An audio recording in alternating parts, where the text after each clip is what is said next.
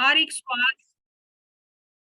ਸਵਾਸ ਜੋ ਅਸੀਂ ਲੈ ਰਹੇ ਹਾਂ, ਹਰ ਇੱਕ ਸਵਾਸ ਜੋ ਅਸੀਂ ਛੱਡ ਰਹੇ ਹਾਂ, ਆਪਣੇ ਆਉਂਦੇ ਜਾਂਦੇ ਸਵਾਸਾਂ ਨਾਲ ਇੱਕ ਹੋ ਜਾਣਾ ਹੈ। ਕੋਈ ਕਲਪਨਾ ਨਹੀਂ, ਕੋਈ ਮੰਤਰ ਜਾਪ ਨਹੀਂ, ਕੋਈ किसी ਨਾਮ ਦਾ ਉਚਾਰਨ ਨਹੀਂ। ਕਿਉਂਕਿ ਲੋਕਾਂ ਨੂੰ ਇਹ ਬਹੁਤ ਹੋ ਜਾਂਦਾ ਹੈ ਕਿ ਅਸੀਂ ਅੱਖਾਂ ਬੰਦ ਕਰਕੇ ਖਾਲੀ ਸਵਾਸਾਂ ਨੂੰ ਕਿਉਂ ਮਹਿਸੂਸ ਕਰੀਏ, ਇਹ ਤੇ ਇੱਕ ਟਾਈਮ ਵੇਸਟ ਕਰਨ ਵਾਲੀ ਗੱਲ ਹੈ। ਅਸੀਂ ਤੇ ਕੋਈ ਜਾਪ ਕਰਾਂਗੇ, ਸਿਮਰਨ ਕਰਾਂਗੇ, ਨਾਮ ਕਿਸੇ ਦਾ ਲਵਾਂਗੇ, ਲੇਕਿਨ ਅਸਲੀ ਵਿੱਚ ਦੋਸਤੋ ਧਿਆਨ ਉਹ ਹੀ ਹੈ ਜਿੱਥੇ ਕੁਛ ਵੀ ਨਹੀਂ ਹੈ। ਔਰ ਜੇ ਤੁਸੀਂ ਸਿਮਰਨ ਕਰਦੇ ਹੋ, ਜਾਪ ਕਰਦੇ ਹੋ, ਔਰ ਜਾਪ ਕਰਦੇ ਕਰਦੇ ਤੁਹਾਡਾ ਜਾਪ ਤੁਹਾਨੂੰ ਧਿਆਨ ਵਿੱਚ ਲੈ ਜਾਂਦਾ ਹੈ, ਤਾਂ ਤੁਹਾਡਾ ਤਾਂ ਜਾਪ ਕੀਤਾ ਸਫਲ ਹੈ। ਤੇ ਬਹੁਤ ਸੌਖਾ ਹੈ ਅਗਰ ਅਸੀਂ ਸਵਾਸਾਂ ਨਾਲ ਜੁੜ ਕੇ ਧਿਆਨ 'ਚ ਚਲੇ ਜਾਈਏ। ਸੋ ਆਉਂਦੇ ਜਾਂਦੇ ਸਵਾਸਾਂ ਨੂੰ ਮਹਿਸੂਸ ਕਰੋ, ਬਹੁਤ ਹੀ ਸੁੰਦਰ ਸੰਗੀਤ ਨਾਲ ਜੁੜ ਕੇ ਆਪਣੇ ਅੰਦਰ ਦੀ ਯਾਤਰਾ ਕਰੋ। ਆਉਂਦੇ ਹੋਏ ਸਵਾਸ, ਜਾਂਦੇ ਹੋਏ ਸਵਾਸ, ਆਉਂਦੇ ਹੋਏ ਸਵਾਸ, ਜਾਂਦੇ ਹੋਏ ਸਵਾਸ।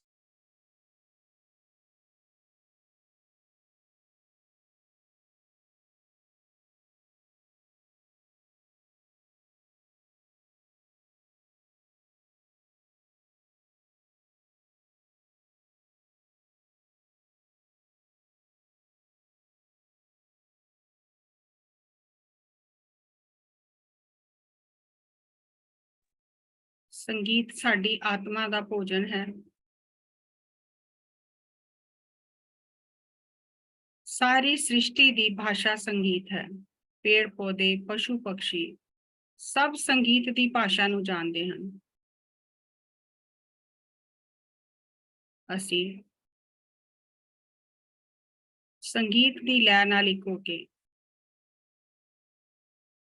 ਆਪਣੇ ਅੰਦਰ ਦੀ ਯਾਤਰਾ ਕਰਨੀ ਹੈ। ਕੋਈ ਵੀ ਸਵਾਸ ਸਾਡੀ ਨਿਗਰਾਨੀ ਤੋਂ ਬਿਨਾਂ ਨਾ ਜਾਏ। ਜਿਉਂ-ਜਿਉਂ ਅਸੀਂ ਸਵਾਸਾਂ ਦੇ ਨਾਲ ਇੱਕ ਹੁੰਦੇ ਹਾਂ, ਮਨ ਵਿਚਾਰਾਂ ਤੋਂ ਖਾਲੀ ਹੋਣ ਲੱਗਦਾ ਹੈ। ਵਿਚਾਰਾਂ ਨਾਲ ਭਰੇ ਹੋਏ ਜੰਗਲ ਮਨ ਨੂੰ ਮੰਗਲ ਮਨ ਬਣਾਉਣ ਲਈ ਸਵਾਸਾਂ ਨਾਲ ਇੱਕ ਹੋਣਾ ਹੈ। ਸਾਡੇ ਸਵਾਸਾਂ ਕੋਲੋਂ ਚਾਬੀ ਹੈ ਜਿਸ ਨਾਲ ਸਾਰੇ ਤਾਲੇ ਖੁੱਲ ਜਾਂਦੇ ਹਨ। ਅੱਜ ਅਸੀਂ ਹਰ ਇੱਕ ਜਗ੍ਹਾ ਤੇ ਆਪਣਾ ਆईडी पासवर्ड इस्तेमाल करते हैं। अगर पासवर्ड गलत हो जाए तो कुछ भी असी कर नहीं सकते। यह श्वास साडा पासवर्ड है। असी इस पासवर्ड नू सही जगह ते पाना है। वो सही जगह की है? बाहर दी दुनिया तो अपनिया इंद्रियां नू हटा के अपने अंदर दी दुनिया च जाना है। ते अखां बंद करके, हत्थां नू क्रॉस करके, पैरां नू क्रॉस करके श्वासां नाल एक हो जाना है। जदों असी ये 3 लॉक लगा लेंदे हां ਤਾਂ ਸਾਡੀ ਊਰਜਾ ਦੇ ਬਾਹਰ ਜਾਣ ਦੇ ਸਭ ਦਰਵਾਜ਼ੇ ਬੰਦ ਹੋ ਜਾਂਦੇ ਹਨ ਤੇ ਉਹ ਪਾਸਵਰਡ ਸਹੀ ਜਗ੍ਹਾ ਤੇ ਲੱਗ ਜਾਂਦਾ ਹੈ ਤੇ ਹੌਲੀ ਹੌਲੀ ਸਵਾਸਾਂ ਨਾਲ ਇੱਕ ਹੁੰਦੇ ਹੁੰਦੇ ਸਾਨੂੰ ਆਪਣੇ ਆਪ ਦੀ ਸਮਝ ਆਉਣ ਲੱਗ ਜਾਂਦੀ ਹੈ।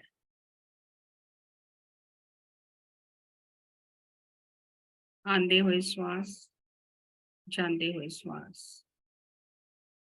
हर एक श्वास नाल अपने मन नू जोड़ के रखो। अध्यात्म दी सारी साधना मन नू साधने दी है। असी कहने असी साधना करनी है। साधना का मतलब की है? साधना, मन नू साधना। शरीर बिल्कुल ठीक है लेकिन मन ठीक नहीं है। मन नू साधना है। मन ने ही हर चीज की गुरु कोलों जांच सीखनी है। ता मन सही रस्ते ते चलेगा, बुद्धि सही निर्णय करेगी, सही कर्म करांगे, सही व्यवहार करांगे, कोई भी रुकावट नहीं आएगी। आंदे हुए श्वास, जाते हुए श्वास।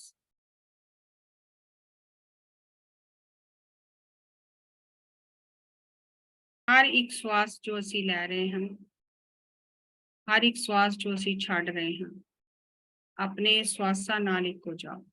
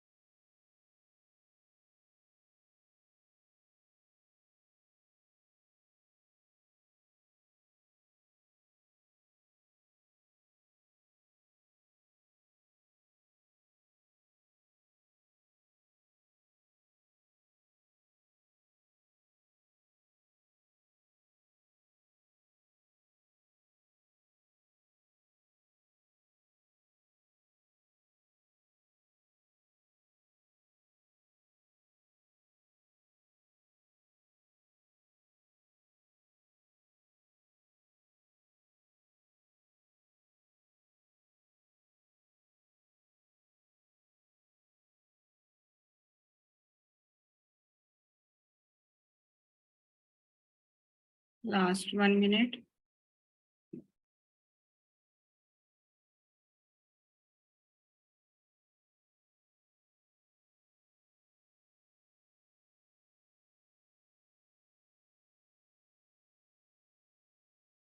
Last 30 seconds.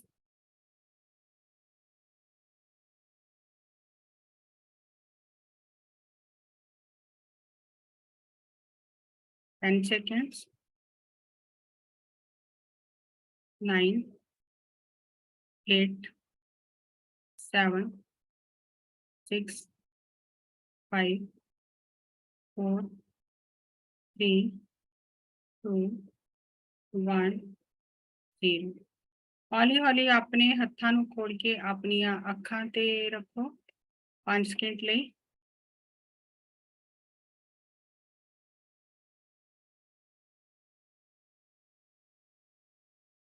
कोई जल्दबाजी नहीं। अपने हत्थां विच ही अपनी अखां खोल के ध्यान तो बाहर आ जाओ। एक बार असीं ध्यान लई और अपने आप लई जोरदार तालियां वजावांगे। धन्नवाद, धन्नवाद, धन्नवाद, बहुत बहुत धन्नवाद। थैंक यू जी, thank you, thank you. Thank you so much ma'am जी, थैंक यू जी। बहुत सोहना ध्यान, बहुत ही मैम जी ਤੁਸੀਂ ਹੁਣ ਬੇਨਤੀ ਹੈ ਤੁਹਾਨੂੰ ਕਿ ਤੁਸੀਂ ਪਤਰੀ ਸਰ ਦੇ ਜੀਵਨ ਤੇ ਜ਼ਰੂਰ ਝਾਤ ਪਾਓ ਜੀ। ਫਿਰ ठीक ਤੋਂ है जी। ਵੈਲਕਮ ਮੈਮ ਜੀ ਹੈ। बहुत बहुत तुहाडा धन्नवाद। तुसी बहुत अच्छा टॉपिक चूज किया कि जिन्हां दे नाल असीं लगे हाँ, जिन्हां ने सानू इस रस्ते ते पाया, सानू ध्यान सिखाया और साडी जिंदगी बदली, सानू जीवन जीना सिखाया, जिहड़ा साडा असीं नाम ही रखिया जीवन जाच। ते सानू जीवन जाच कौन सिखा रहा है, किन्ने सिखाई है, ते सानू उन्हां दी जिंदगी बारे पता होना बहुत जरूरी है, पता होना ही चाहिए। ਤਾਂ ਹੀ ਸਾਨੂੰ ਸਮਝ ਆਉਂਦੀ ਹੈ ਕਿ ਸਾਧਨਾ ਕਰਨੀ ਕਿੰਨੀ ਜ਼ਰੂਰੀ ਹੈ ਜੀਵਨ ਵਿੱਚ। ਹੁਣ ਅਗਰ ਗੁਰੂ ਵੀ ਆਏ, ਸੰਤ ਵੀ ਆਏ, ਭਗਤ ਵੀ ਆਏ ਤੇ ਕੋਈ ਇਹ ਨਹੀਂ ਕਿ ਬੜੇ ਆਰਾਮ ਦੀ ਜ਼ਿੰਦਗੀ ਕੱਟ ਕੇ ਚਲੇ ਗਏ। ਬਹੁਤ ਕਸ਼ਟ ਸਹਿਣੇ ਪੈਂਦੇ ਨੇ, ਬਹੁਤ ਚੈਲੰਜ ਲੈ ਕੇ ਆਉਂਦੇ ਨੇ, ਬਹੁਤ ਸਾਰੇ ਸਾਨੂੰ ਸਿਖਾਉਣ ਲਈ ਉਹ ਆਪਣੇ ਸਰੀਰ ਤੇ ਚੱਲਦੇ ਨੇ, ਸੁੱਖ ਦੁੱਖ ਸਾਰਾ, ਤਾਂ ਕਿ ਸਾਨੂੰ ਸਮਝ ਆ ਜਾਏ। ਨਹੀਂ ਤੇ ਅਸੀਂ ਤੇ ਕਹਾਂਗੇ ਜੀ ਉਹ ਤੇ ਗੁਰੂ ਸੀ, ਉਹ ਤੇ ਅਵਤਾਰ ਸੀ, ਉਹਨਾਂ ਕੋਲ ਤੇ ਬੜੀਆਂ ਸ਼ਕਤੀਆਂ ਸੀ, ਅਸੀਂ ਤੇ ਆਮ ਇਨਸਾਨ ਆ, ਅਸੀਂ ਥੋੜੀ ਇਹ ਸਭ ਕੁਝ ਕਰ ਸਕਦੇ ਹਾਂ। ਲੇਕਿਨ ਉਹ ਆਮ ਇਨਸਾਨ ਦੀ ਤਰ੍ਹਾਂ ਸਾਨੂੰ ਜੀਵਨ ਜੀਣਾ ਸਿਖਾਉਂਦੇ ਨੇ ਤੇ ਅਸੀਂ ਸਮਝਦੇ ਹਾਂ ਕਿ ਅਸੀਂ ਆਮ ਇਨਸਾਨ ਦੀ ਤਰ੍ਹਾਂ ਨਾ ਜੀ ਕੇ ਅਸੀਂ ਕੁਝ ਬਣ ਜਾਈਏ ਤੇ ਫਿਰ ਅਸੀਂ ਜੀਵਨ ਜੀਏ। ਉਹ ਸਾਡੀ ਉਹ ਜਿਹੜੀ ਗਣਿਤ ਹੀ ਗਲਤ ਹੋ ਜਾਂਦਾ ਸਾਡਾ। ਤੇ ਅੱਜ ਦੇ ਟਾਈਮ ਤੇ ਕਿਉਂਕਿ ਸਾਨੂੰ ਧਿਆਨ ਸਿਖਾਇਆ ਪਤਰੀ ਜੀ ਨੇ, ਕਿਧਰੋਂ ਨਾ ਕਿਧਰੋਂ ਪੀਐਮਸੀ ਤੋਂ, ਕਿਸੇ ਫਰੈਂਡ ਦੀ ਰਾਹੀਂ, ਕਿਸੇ ਰਿਸ਼ਤੇਦਾਰ ਦੀ ਰਾਹੀਂ ਸਾਨੂੰ ਪਤਾ ਚੱਲਿਆ ਕਿ ਧਿਆਨ ਸਿੱਖਣਾ ਹੈ। ਔਰ ਧਿਆਨ ਸਿੱਖਿਆ, ਫਿਰ ਸਾਨੂੰ ਪਤਰੀ ਜੀ ਦੇ ਬਾਰੇ ਚ ਪਤਾ ਚੱਲਿਆ। ਮੈਨੂੰ ਵੀ ਪਹਿਲੇ ਧਿਆਨ ਦਾ ਬਾਰੇ ਪਤਾ ਚੱਲਿਆ, ਧਿਆਨ ਸਿੱਖਣ ਗਈ, ਫਿਰ ਉੱਥੇ ਮੈਨੂੰ ਪਤਰੀ ਜੀ ਦੇ ਬਾਰੇ ਚ ਪਤਾ ਚੱਲਿਆ। ਤੇ ਜਿਸ ਤਰ੍ਹਾਂ ਸਾਡੇ ਸਾਰਿਆਂ ਦਾ ਇੱਕ ਮਨ ਹੁੰਦਾ ਬਣਿਆ ਹੋਇਆ ਕਿ ਵੀ ਮੈਨੂੰ ਕੋਈ ਗੁਰੂ ਨਹੀਂ ਚਾਹੀਦਾ, ਮੈਂ ਕਿਸੇ ਨੂੰ ਗੁਰੂ ਨਹੀਂ ਬਣਾਉਣਾ। ਅੱਜ ਦੀਕਸ਼ਾ ਵਗੈਰਾ ਦਿੰਦੇ ਨੇ, ਫਿਰ ਬੜੇ ਚੱਕਰ ਪੈ ਜਾਂਦੇ ਨੇ, ਤੇ ਮੈਂ ਤੇ ਕਿਸੇ ਨੂੰ ਗੁਰੂ ਨਹੀਂ ਬਣਾਉਣਾ। ਤੇ ਮੈਂ ਧਿਆਨ ਸਿੱਖਣ ਗਈ ਔਰ ਉੱਥੇ ਜਾ ਕੇ ਵੀ ਮੇਰੇ ਮਨ ਚ ਆਇਆ ਕਿ ਮੈਂ ਇਹਨਾਂ ਦਾ ਸਵਾਸਾਂ ਨਾਲ ਕਿਉਂ ਕਰਾਂ, ਮੈਂ ਤੇ ਆਪਣਾ ਸਿਮਰਨ ਕਰਾਂ, ਮੈਂ ਤੇ ਵਾਹਿਗੁਰੂ ਵਾਹਿਗੁਰੂ ਕਰਾਂ। ਬਹੁਤ ਅੰਦਰ ਹੀ ਅੰਦਰ ਬਹੁਤ ਹੀ ਸੰਘਰਸ਼ ਚੱਲਿਆ, ਲੇਕਿਨ ਫਿਰ ਮੈਂ ਕਿਹਾ ਚਲੋ ਅੱਜ ਮੈਂ ਹੀ ਕਰਕੇ ਦੇਖਣੀ ਹੈ। ਫਿਰ ਮੈਂ ਕੀਤਾ ਔਰ ਹੌਲੀ ਹੌਲੀ ਬਸ ਉਹ ਪਹਿਲੀ ਸਿਟਿੰਗ 'ਚ ਹੀ ਮੇਰਾ ਲਾਈਫ ਬਦਲਿਆ। ਔਰ ਫਿਰ ਮੈਂ ਪਤਰੀ ਸਰ ਦਾ ਨਾਮ ਸੁਣਿਆ ਔਰ ਤਾਂ ਵੀ ਮੈਂ ਬਹੁਤ ਹੀ ਡਰਦੀ ਰਹੀ ਕਿ ਮੈਂ ਸਿੱਖ ਪਰਿਵਾਰ ਤੋਂ ਹਾਂ ਤੇ ਮੈਂ ਕਿਸੇ ਚੱਕਰ 'ਚ ਨਾ ਪੈ ਜਾਵਾਂ। ਤੇ ਅੱਜ ਮੈਂ ਜੋ ਵੀ ਤੁਹਾਡੇ ਨਾਲ ਸ਼ੇਅਰ ਕਰ ਰਹੀ ਹਾਂ, ਅੱਜ ਜੋ ਮੇਰੇ 13 ਸਾਲ ਜਿਹੜੇ ਮੈਂ ਪਤਰੀ ਸਰ ਦੇ ਨਾਲ ਸਫ਼ਰ ਕੀਤਾ, ਬਿਤਾਏ, ਉਹਨਾਂ ਦਾ ਸੰਗ ਮਿਲਿਆ, ਤੇ ਜੋ ਵੀ ਮੈਂ ਉਹਨਾਂ ਕੋਲੋਂ ਸਿੱਖਿਆ, ਜੋ ਵੀ ਜਾਣਿਆ, ਪਤਰੀ ਸਰ ਔਰ ਪਤਰੀ ਮੈਡਮ ਕੋਲੋਂ ਖਾਸ ਕਰਕੇ, ਕਿਉਂਕਿ ਉਹਨਾਂ ਨੇ ਹੀ ਸਾਨੂੰ ਇੱਕ ਜੀਵਨ ਜਾਚ ਦਾ ਅਰਥ ਹੈ ਨਹੀਂ ਹੈ ਕਿ ਅਸੀਂ ਇੱਕ ਤਰਫਾ ਜੀਵਨ ਜੀਏ। ਪਰਿਵਾਰ 'ਚ ਰਹਿ ਕੇ ਪਰਿਵਾਰਿਕ ਰਿਸ਼ਤੇ ਨਾਤੇ, ਪਰਿਵਾਰਿਕ ਜ਼ਿੰਮੇਵਾਰੀਆਂ ਨਿਭਾਉਂਦੇ ਹੋਏ ਕਿਸ ਤਰ੍ਹਾਂ ਅਧਿਆਤਮ ਦੇ ਮਾਰਗ ਤੇ ਚੱਲਣਾ ਹੈ, ਉਹ ਉਹਨਾਂ ਨੇ ਸਾਨੂੰ ਸਿਖਾਇਆ। ਤੇ ਇਸ ਲਈ ਮੈਨੇ ਪਤਰੀ ਸਰ ਕੋਲੋਂ ਤੇ ਬਹੁਤ ਕੁਝ ਸਿੱਖਿਆ, ਪਤਰੀ ਮੈਡਮ ਕੋਲੋਂ ਵੀ ਬਹੁਤ ਕੁਝ ਸਿੱਖਿਆ। ਜੀਵਨ ਕੀ ਹੈ, ਜੀਵਨ ਕਿਸ ਤਰ੍ਹਾਂ ਜੀਣਾ ਚਾਹੀਦਾ ਹੈ, ਇੱਕ ਅਗਰ ਸਾਡਾ ਇਸਤਰੀ ਦਾ ਚੋਲਾ ਹੈ ਤੇ ਸਾਡੀਆਂ ਕੀ ਕੀ ਜ਼ਿੰਮੇਵਾਰੀਆਂ ਬਣਦੀਆਂ ਨੇ, ਕੀ ਅਸੀਂ ਇਸ ਵਿੱਚ ਸਿੱਖਣ ਆਏ ਹਾਂ। ਤੇ ਪਤਰੀ ਸਰ ਜਿਹੜੇ ਨੇ ਉਹ ਪਿਰਾਮਿਡ ਸਪਿਰਚੁਅਲ ਸੁਸਾਇਟੀਜ਼ ਮੂਵਮੈਂਟ ਦੇ ਸੰਸਥਾਪਕ ਨੇ, ਸਾਰਿਆਂ ਨੂੰ ਹੀ ਪਤਾ। ਬ੍ਰਹਮ ਰਿਸ਼ੀ ਸੁਭਾਸ਼ ਪਤਰੀ ਜੀ ਅਸੀਂ ਕਹਿੰਦੇ ਹਾਂ। ਔਰ ਬ੍ਰਹਮ ਰਿਸ਼ੀ ਸੁਭਾਸ਼ ਪਤਰੀ ਜੀ ਦਾ ਜਨਮ 11 ਨਵੰਬਰ 1947 ਚ ਹੋਇਆ ਔਰ 24 ਜੁਲਾਈ 2022 ਵਿੱਚ ਉਹਨਾਂ ਨੇ ਆਪਣੇ ਪੰਜ ਭੌਤਿਕ ਸਰੀਰ ਦਾ ਤਿਆਗ ਕੀਤਾ। ਔਰ ਬਹੁਤ ਹੈਰਾਨੀ ਦੀ ਗੱਲ ਹੈ ਕਿ ਮੈਨੂੰ ਇਹ ਗੱਲ ਇਸ ਵਾਰੀ ਬੈਂਗਲੋਰ ਜਾ ਕੇ ਪਤਾ ਚੱਲੀ। ਮੈਂ ਸੁਣਿਆ ਪਿਛਲੇ ਸਾਲ ਵੀ ਸੀ, ਪਤਰੀ ਸਰ ਦੇ ਮੂੰਹ ਤੋਂ ਹੀ ਸੁਣਿਆ ਸੀ, ਮੈਂ ਬੈਂਗਲੋਰ ਗਈ ਸੀ ਤੇ, ਲੇਕਿਨ ਆਈ ਗਈ ਗੱਲ ਹੋ ਗਈ। ਅੱਜ ਇਸ ਵਾਸਤੇ ਜੋ ਵੀ ਤੁਹਾਡੇ ਨਾਲ ਡਿਟੇਲ ਸ਼ੇਅਰ ਕਰ ਰਹੀ ਹਾਂ, ਮੈਂ ਪਹਿਲੇ ਕਦੀ ਕਿਧਰੇ ਮੈਨੂੰ ਵੀ ਨਹੀਂ ਸੀ ਪਤਾ। ਤੇ ਪਤਰੀ ਸਰ ਦਾ ਬਚਪਨ ਦਾ ਨਾਮ ਸੀ ਰਾਮ ਕ੍ਰਿਸ਼ਨ ਚੰਦਰ ਸੁਭਾਸ਼ ਪਤਰੀ ਜੀ, मतलब राम कृष्ण चंद्र सुभाष पत्री जी। और हौली हौली फिर वो नाम सुभाष पत्री ही फेमस हो गया, तो अगे का नाम हट गया, ये लंबा बहुत है।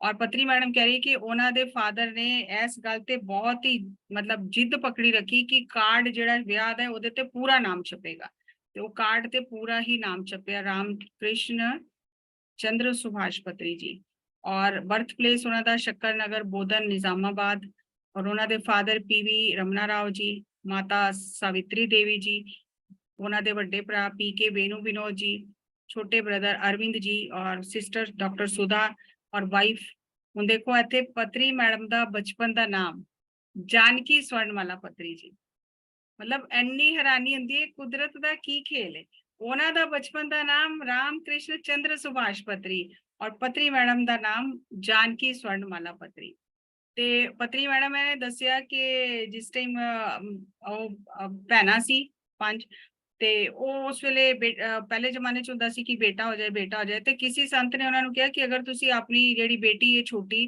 ਜਿਹੜੀ ਬੇਟੀ ਹੋਏਗੀ ਅਗਰ ਤੇ ਉਹਦਾ ਨਾਮ ਤੁਸੀਂ ਰੱਖਣਾ ਜਾਨਕੀ ਤੇ ਫਿਰ ਬੇਟਾ ਹੋਏਗਾ ਤੇ ਉਹ ਮੈਡਮ ਦਾ ਨਾਮ ਜਾਨਕੀ ਸਵਰਨਮਾਲਾ ਪਤਰੀ ਹੋ ਗਿਆ ਔਰ ਉਹਦੇ ਬਾਅਦ ਉਹਨਾਂ ਦੇ ਭਰਾ ਦਾ ਜਨਮ ਹੋਇਆ ਤੇ ਇਸ ਤਰ੍ਹਾਂ ਕਰਕੇ ਦੇਖੋ ਕਿਸ ਤਰ੍ਹਾਂ ਅਸੀਂ ਉੱਤੋਂ ਹੀ ਸਭ ਕੁਝ ਲੈ ਕੇ ਆਨੇ ਆ ਵਿਧੀ ਵਿਧਾਨ ਸਾਰਾ 2 ਪੁੱਤਰੀਆਂ ਉਹਨਾਂ ਦੀਆਂ ਪਰਿਨੀਤਾ ਪਤਰੀ ਵੱਡੀ ਬੇਟੀ ਔਰ ਪਰਿਮਲਾ ਪਤਰੀ ਜੀ ਛੋਟੀ ਬੇਟੀ ਪੜ੍ਹਾਈ ਕੀਤੀ ਉਹਨਾਂ ਨੇ ਬੀਐਸਸੀ ਐਗਰੀਕਲਚਰ ਸੋਇਲ ਸਾਇੰਟਿਸਟ ਨਾਲ ਉਹਨਾਂ ਨੇ ਬਾਂਸੁਰੀ ਵਾਦਨ ਸਿੱਖਿਆ ਉਹਨਾਂ ਦੇ ਭਰਾ ਨੇ ਉਹਨਾਂ ਨੂੰ ਪ੍ਰੇਰਣਾ ਕੀਤੀ ਬਾਂਸੁਰੀ ਸਿੱਖਣ ਦੀ ਟੀ.ਆਰ. ਚੰਦਰਸ਼ੇਖਰਨ ਉਹਨਾਂ ਦੇ ਬਾਂਸੁਰੀ ਗੁਰੂ ਸੀ ਫਿਰ ਉਹਨਾਂ ਨੇ ਪਦਮ ਭੂਸ਼ਣ ਸ਼੍ਰੀ ਪਾਦ ਪਿਨਾਕਾ ਪਾਣੀ ਜੀ ਤੋਂ ਬਾਂਸੁਰੀ ਸਿੱਖੀ ਔਰ ਉਹਨਾਂ ਨੇ ਸਵਰਨਮਾਲਾ ਪਤਰੀ ਜੀ ਨਾਲ 1974 ਵਿੱਚ ਉਹਨਾਂ ਦਾ ਵਿਆਹ ਹੋਇਆ ਔਰ ਉਸ ਟਾਈਮ ਜਿਹੜੇ ਪਤਰੀ ਸਰ ਦੇ ਵੱਡੇ ਭਰਾ ਸੀ ਉਹਨਾਂ ਦਾ ਵਿਆਹ ਪਤਰੀ ਮੈਡਮ ਦੀ ਵੱਡੀ ਭੈਣ ਨਾਲ ਹੋਇਆ ਸੀ ਤੇ ਕਿਉਂਕਿ ਪਤਰੀ ਮੈਡਮ ਦੇ ਫਾਦਰ ਨਹੀਂ ਸੀ ਤੇ ਪਤਰੀ ਸਰ ਉਹਨਾਂ ਦੀ ਹੈਲਪ ਕਰਨ ਲਈ ਭਰਾ ਵੀ ਨਹੀਂ ਸੀ ਉਸ ਟਾਈਮ ਤੇ ਉਹ ਭਰਾ ਕਿਧਰੇ ਹੋਰ ਸੀ ਤੇ ਜੌਬ ਦੇ ਸਿਲਸਿਲੇ 'ਚ ਤੇ ਉਸ ਵੇਲੇ ਉਹ ਪਤਰੀ ਸਰ ਉਹਨਾਂ ਦੇ ਘਰ ਰੁਕਦੇ ਸੀ ਕਿ ਕੋਈ ਐਮਰਜੈਂਸੀ ਕੁਝ ਹੋ ਜਾਏ ਤੇ ਇੱਕ ਜੈਂਟਸ ਕਾਰ ਹੋਣਾ ਚਾਹੀਦਾ ਤੇ ਉਸ ਟਾਈਮ ਪਤਰੀ ਸਰ ਆਈਏਐਸ ਦੀ ਤਿਆਰੀ ਕਰ ਰਹੇ ਸੀ ਤੇ ਉਹ ਰਾਤੀ ਪਤਰੀ ਮੈਡਮ ਉਸ ਟਾਈਮ 11ਵੀਂ 'ਚ ਸੀ ਤੇ ਉਹ ਰਾਤੀ ਦੋਨੋਂ ਬੈਠ ਕੇ ਪੜ੍ਹਦੇ ਹੁੰਦੇ ਸੀ ਤੇ ਉਹ ਪਤਰੀ ਸਰ ਮੈਡਮ ਜਿਹੜੇ ਪਤਰੀ ਮੈਡਮ ਉਹਨਾਂ ਕੋਲੋਂ ਕੁਐਸਚਨ ਜੋ ਵੀ ਤਿਆਰੀ ਕਰਦੇ ਸੀ ਸਬਜੈਕਟ ਪੜ੍ਹਦੇ ਸੀ ਤੇ ਉਹ ਕੁਐਸਚਨ ਪੁੱਛਦੇ ਸੀ ਤੇ ਉਹ ਐਸੇ ਤਰ੍ਹਾਂ ਦੋਨੋਂ ਮਿਲ ਕੇ ਰਾਤੀ ਪੜ੍ਹਾਈ ਕਰਦੇ ਸੀ ਤਿਆਰੀ ਕਰਦੇ ਸੀ ਫਿਰ ਉਹਨਾਂ ਨੇ ਆਈਐਸ ਦੀ ਬਹੁਤ ਵਾਰੀ ਪਰੀਖਿਆ ਦਿੱਤੀ ਤੇ ਰਿਟਨ ਪਰੀਖਿਆ ਪਾਸ ਹੋ ਜਾਂਦੀ ਸੀ ਤੇ ਜਿਹੜੀ ਇੰਟਰਵਿਊ ਵਿੱਚ ਸਿਲੈਕਸ਼ਨ ਨਹੀਂ ਸੀ ਹੁੰਦਾ ਤੇ ਫਿਰ ਇੱਕ ਟਾਈਮ ਉਹਨਾਂ ਦੀ ਲਾਈਫ 'ਚ ਐਸਾ ਆਇਆ ਕਿ ਉਹਨਾਂ ਨੂੰ ਵੀ ਘਰੋਂ ਬਹੁਤ ਉਹਨਾਂ ਦੇ ਫਾਦਰ ਡਾਂਟਦੇ ਸੀ ਕਿ ਤੂੰ ਕੁਝ ਨਹੀਂ ਕਰ ਰਿਹਾ ਔਰ ਕਿਉਂਕਿ ਵੱਡਾ ਭਰਾ ਬਹੁਤ ਇੰਟੈਲੀਜੈਂਟ ਸੀ ਪੜ੍ਹਾਈ 'ਚ ਤੇ ਉਹ ਫਿਰ ਉਹ ਇੱਕ ਵਾਰੀ ਬਹੁਤ ਹੀ ਉਦਾਸ ਹੋ ਗਏ ਜਿਸ ਵੇਲੇ ਉਹਨਾਂ ਨੂੰ ਕਿਹਾ ਕਿ ਤੇਰੇ ਨੰਬਰ ਵੀ ਅੱਛੇ ਨਹੀਂ ਆਏ ਇਸ ਤਰ੍ਹਾਂ ਜਿਸ ਤਰ੍ਹਾਂ ਘਰਾਂ ਵਿੱਚ ਹੁੰਦਾ ਤੇ ਬਹੁਤ ਹੀ ਉਦਾਸ ਹੋ ਗਏ ਤੇ ਉਹ ਕਹਿੰਦੇ ਕਿ ਮੈਂ ਸੁਸਾਈਡ ਕਰਨ ਚਲਾ ਗਿਆ ਤੇ ਉੱਥੇ ਜਾ ਕੇ ਦੇਖਿਆ ਤੇ ਪਾਣੀ ਬਹੁਤ ਠੰਡਾ ਸੀ ਤੇ ਮੈਂ ਵਾਪਸ ਆ ਗਿਆ ਕਿਉਂਕਿ ਮੈਂ ਠੰਡੇ ਪਾਣੀ 'ਚ ਨਹੀਂ ਜਾ ਸਕਦਾ ਤੇ ਉਹ ਕਹਿ ਰਹੇ ਮੈਂ ਵਾਪਸ ਆ ਗਿਆ ਹੁਣ ਇੱਥੇ ਸਮਝਣ ਵਾਲੀ ਗੱਲ ਹੈ ਹੱਸੀ ਦੀ ਗੱਲ ਨਹੀਂ ਹੈ ਕਿ ਹਰ ਇੱਕ ਦੀ ਜ਼ਿੰਦਗੀ 'ਚ ਇੱਕ ਐਸਾ ਡੈਡ ਐਂਡ ਆਂਦਾ ਹੈ ਕਿ ਉਹਨੂੰ ਲੱਗਦਾ ਹੈ ਬਸ ਖਤਮ ਹੋ ਗਿਆ ਸਭ ਕੁਝ ਲੇਕਿਨ ਫਿਰ ਉੱਥੋਂ ਜ਼ਿੰਦਗੀ ਮੋੜਾ ਖਾ ਜਾਂਦੀ ਹੈ ਔਰ ਜਿਸ ਵੇਲੇ ਉਹਨਾਂ ਦਾ ਵਿਆਹ ਹੋਇਆ ਤੇ ਉਸ ਵੇਲੇ ਕੋਈ ਜੌਬ ਨਹੀਂ ਸੀ ਕਰ ਰਹੇ ਕਿੰਨੇ ਚੈਲੰਜ ਹੁੰਦੇ ਨੇ ਦੇਖੋ ਕਿਸ ਤਰ੍ਹਾਂ ਉਹ ਸਿਖਾਉਂਦੇ ਨੇ ਸਾਨੂੰ ਕਿ ਪਤਰੀ ਮੈਡਮ ਨੇ ਵਿਆਹ ਹੋਇਆ ਤੇ ਕੋਈ ਜੌਬ ਨਹੀਂ ਹੈ ਉਹਨਾਂ ਕੋਲ ਔਰ ਪਤਰੀ ਮੈਡਮ ਦੇ ਪਿਛੋਕੜ ਜਿਹੜਾ ਆਪਣਾ ਪੇਕਾ ਘਰ ਹੈ ਬਹੁਤ ਅਮੀਰ ਔਰ ਬਹੁਤ ਅਲੱਗ ਤਰ੍ਹਾਂ ਦਾ ਉਹਨਾਂ ਦਾ ਸਟੈਂਡਰਡ ਹੈ ਉਹਨਾਂ ਦੇ ਜਿਹੜੇ ਫਾਦਰ ਸੀ ਉਹ ਕਾਫੀ ਅੱਛਾ ਸਟੈਂਡਰਡ ਸੀ ਉਹਨਾਂ ਦਾ ਗੱਡੀਆਂ ਬੰਗਲਾ ਸਭ ਕੁਝ ਸੀ ਨੌਕਰ ਚਾਕਰ ਸਭ ਕੁਝ ਸੀ ਲੇਕਿਨ ਇੱਥੇ ਬਿਲਕੁਲ ਨੌਕਰੀ ਵੀ ਨਹੀਂ ਸੀ ਤੇ ਕਿਸ ਤਰ੍ਹਾਂ ਉਸ ਟਾਈਮ ਉਹ ਇੱਕ ਕਮਰੇ ਵਿੱਚ ਹੀ ਰੋਟੀ ਬਣਾਣੀ ਗੁਜ਼ਾਰਾ ਕਰਨਾ ਬੜਾ ਕਠਿਨ ਸਮਾਂ ਉਹਨਾਂ ਨੇ ਦੇਖਿਆ ਫਿਰ ਉਹ ਇਨਕਮ ਟੈਕਸ ਆਫਿਸਰ ਤੇਨਾਲੀ ਵਿੱਚ ਬਣੇ ਔਰ ਫਿਰ ਉਹਨਾਂ ਨੇ ਬਾਅਦ ਚੋਂ ਕੋਰਮੰਡਲ ਫਰਟੀਲਾਈਜ਼ਰ ਵਿੱਚ ਮਾਰਕੀਟਿੰਗ ਮੈਨੇਜਰ ਦੀ ਜੌਬ ਕੀਤੀ ਵਿਆਹ ਤੋਂ ਸਾਲ ਡੇਢ ਬਾਅਦ ਤੇ ਉਹ ਬਹੁਤ ਔਖਾ ਸਮਾਂ ਦੋਨਾਂ ਨੇ ਦੇਖਿਆ ਔਰ ਉਸ ਟਾਈਮ ਉਹਨਾਂ ਦਾ ਇੱਕ ਬੇਟਾ ਹੋਇਆ ਔਰ ਉਹ ਬੇਟਾ ਹੋਇਆ ਤੇ ਕਿਉਂਕਿ ਇਹਨਾਂ ਕੋਲ ਜੌਬ ਨਹੀਂ ਸੀ ਤੇ ਇਹਨਾਂ ਦੀ ਸਿਸਟਰ ਨੇ ਸੋਚਿਆ ਕਿ ਇਸ ਟਾਈਮ ਬੱਚਾ ਨਹੀਂ ਹੋਣਾ ਚਾਹੀਦਾ ਉਹਨਾਂ ਦੋਨਾਂ ਨੇ ਸੋਚਿਆ ਤੇ ਉਹਨਾਂ ਨੇ ਕੋਈ ਮੈਡੀਸਿਨ ਦਿੱਤੀ ਤੇ ਉਹ ਬੱਚਾ ਹੋਇਆ ਤੇ ਸਹੀ ਲੇਕਿਨ ਉਹਦੇ ਅੰਦਰ ਬਹੁਤ ਪੋਇਜ਼ਨ ਫੈਲ ਗਿਆ ਤੇ ਉਹ ਬੱਚਾ ਸ਼ਾਇਦ 3 ਜਾਂ 7 ਦਿਨ ਬਾਅਦ ਉਹ ਚਲਾ ਗਿਆ ਤੇ ਫਿਰ ਉਸ ਟਾਈਮ ਮੈਡਮ ਇਹ ਦੱਸਦੇ ਨੇ ਕਿ ਪਤਰੀ ਸਰ ਨੇ ਕਿਹਾ ਕਿ ਨਹੀਂ ਮੈਂ ਆਪਣੀ ਜ਼ਿੰਦਗੀ ਦੇ ਫੈਸਲੇ ਆਪ ਕਰਨੇ ਨੇ ਮੇਰੀ ਜ਼ਿੰਦਗੀ ਦੇ ਫੈਸਲੇ ਕੋਈ ਹੋਰ ਨਹੀਂ ਕਰ ਸਕਦਾ ਤੇ ਉਸ ਟਾਈਮ ਫਿਰ ਉਹਨਾਂ ਨੇ ਕੋਰਮੰਡਲ ਫਰਟੀਲਾਈਜ਼ਰ 'ਚ ਉਹਨਾਂ ਦੀ ਨੌਕਰੀ ਲੱਗੀ फिर ਉਹਦੇ ਬਾਅਦ ਉਹ ਬਹੁਤ ਸਮਾਂ ਔਖਾ ਦੇਖਣੇ ਤੋਂ ਬਾਅਦ ਫਿਰ 2 ਬੇਟੀਆਂ ਹੋਈਆਂ, ਪਰਿਨੀਤਾ ਪਤਰੀ, ਪਰਿਮਲਾ ਪਤਰੀ, ਔਰ ਫਿਰ ਉਹਨਾਂ ਦੇ 2 ਦਾਮਾਦ ਬੇਟੀਆਂ ਦੀ ਸ਼ਾਦੀ ਜਿਸ ਟਾਈਮ ਹੋਈ, ਸ਼੍ਰੀ ਨਿਵਾਸ ਰੈਡੀ ਜੀ ਵੱਡੀ ਜਿਹੜੀ ਪਰਿਨੀਤਾ ਪਤਰੀ ਉਹਦੇ ਹਸਬੈਂਡ, ਔਰ ਪਰਿਮਲਾ ਪਤਰੀ ਜੋ ਅੱਜ ਕੱਲ੍ਹ USA ਰਹਿੰਦੀ ਹੈ, ਮਿਹਿਰ ਸਾਂਗਵੀ ਉਹਨਾਂ ਦੇ ਪਤੀ ਹਸਬੈਂਡ, ਔਰ ग्रैंड डॉटर ਉਹਨਾਂ ਦੀ ਜੀਵਾ, ग्रैंडसन ਨਿਰਵਾਣਾ।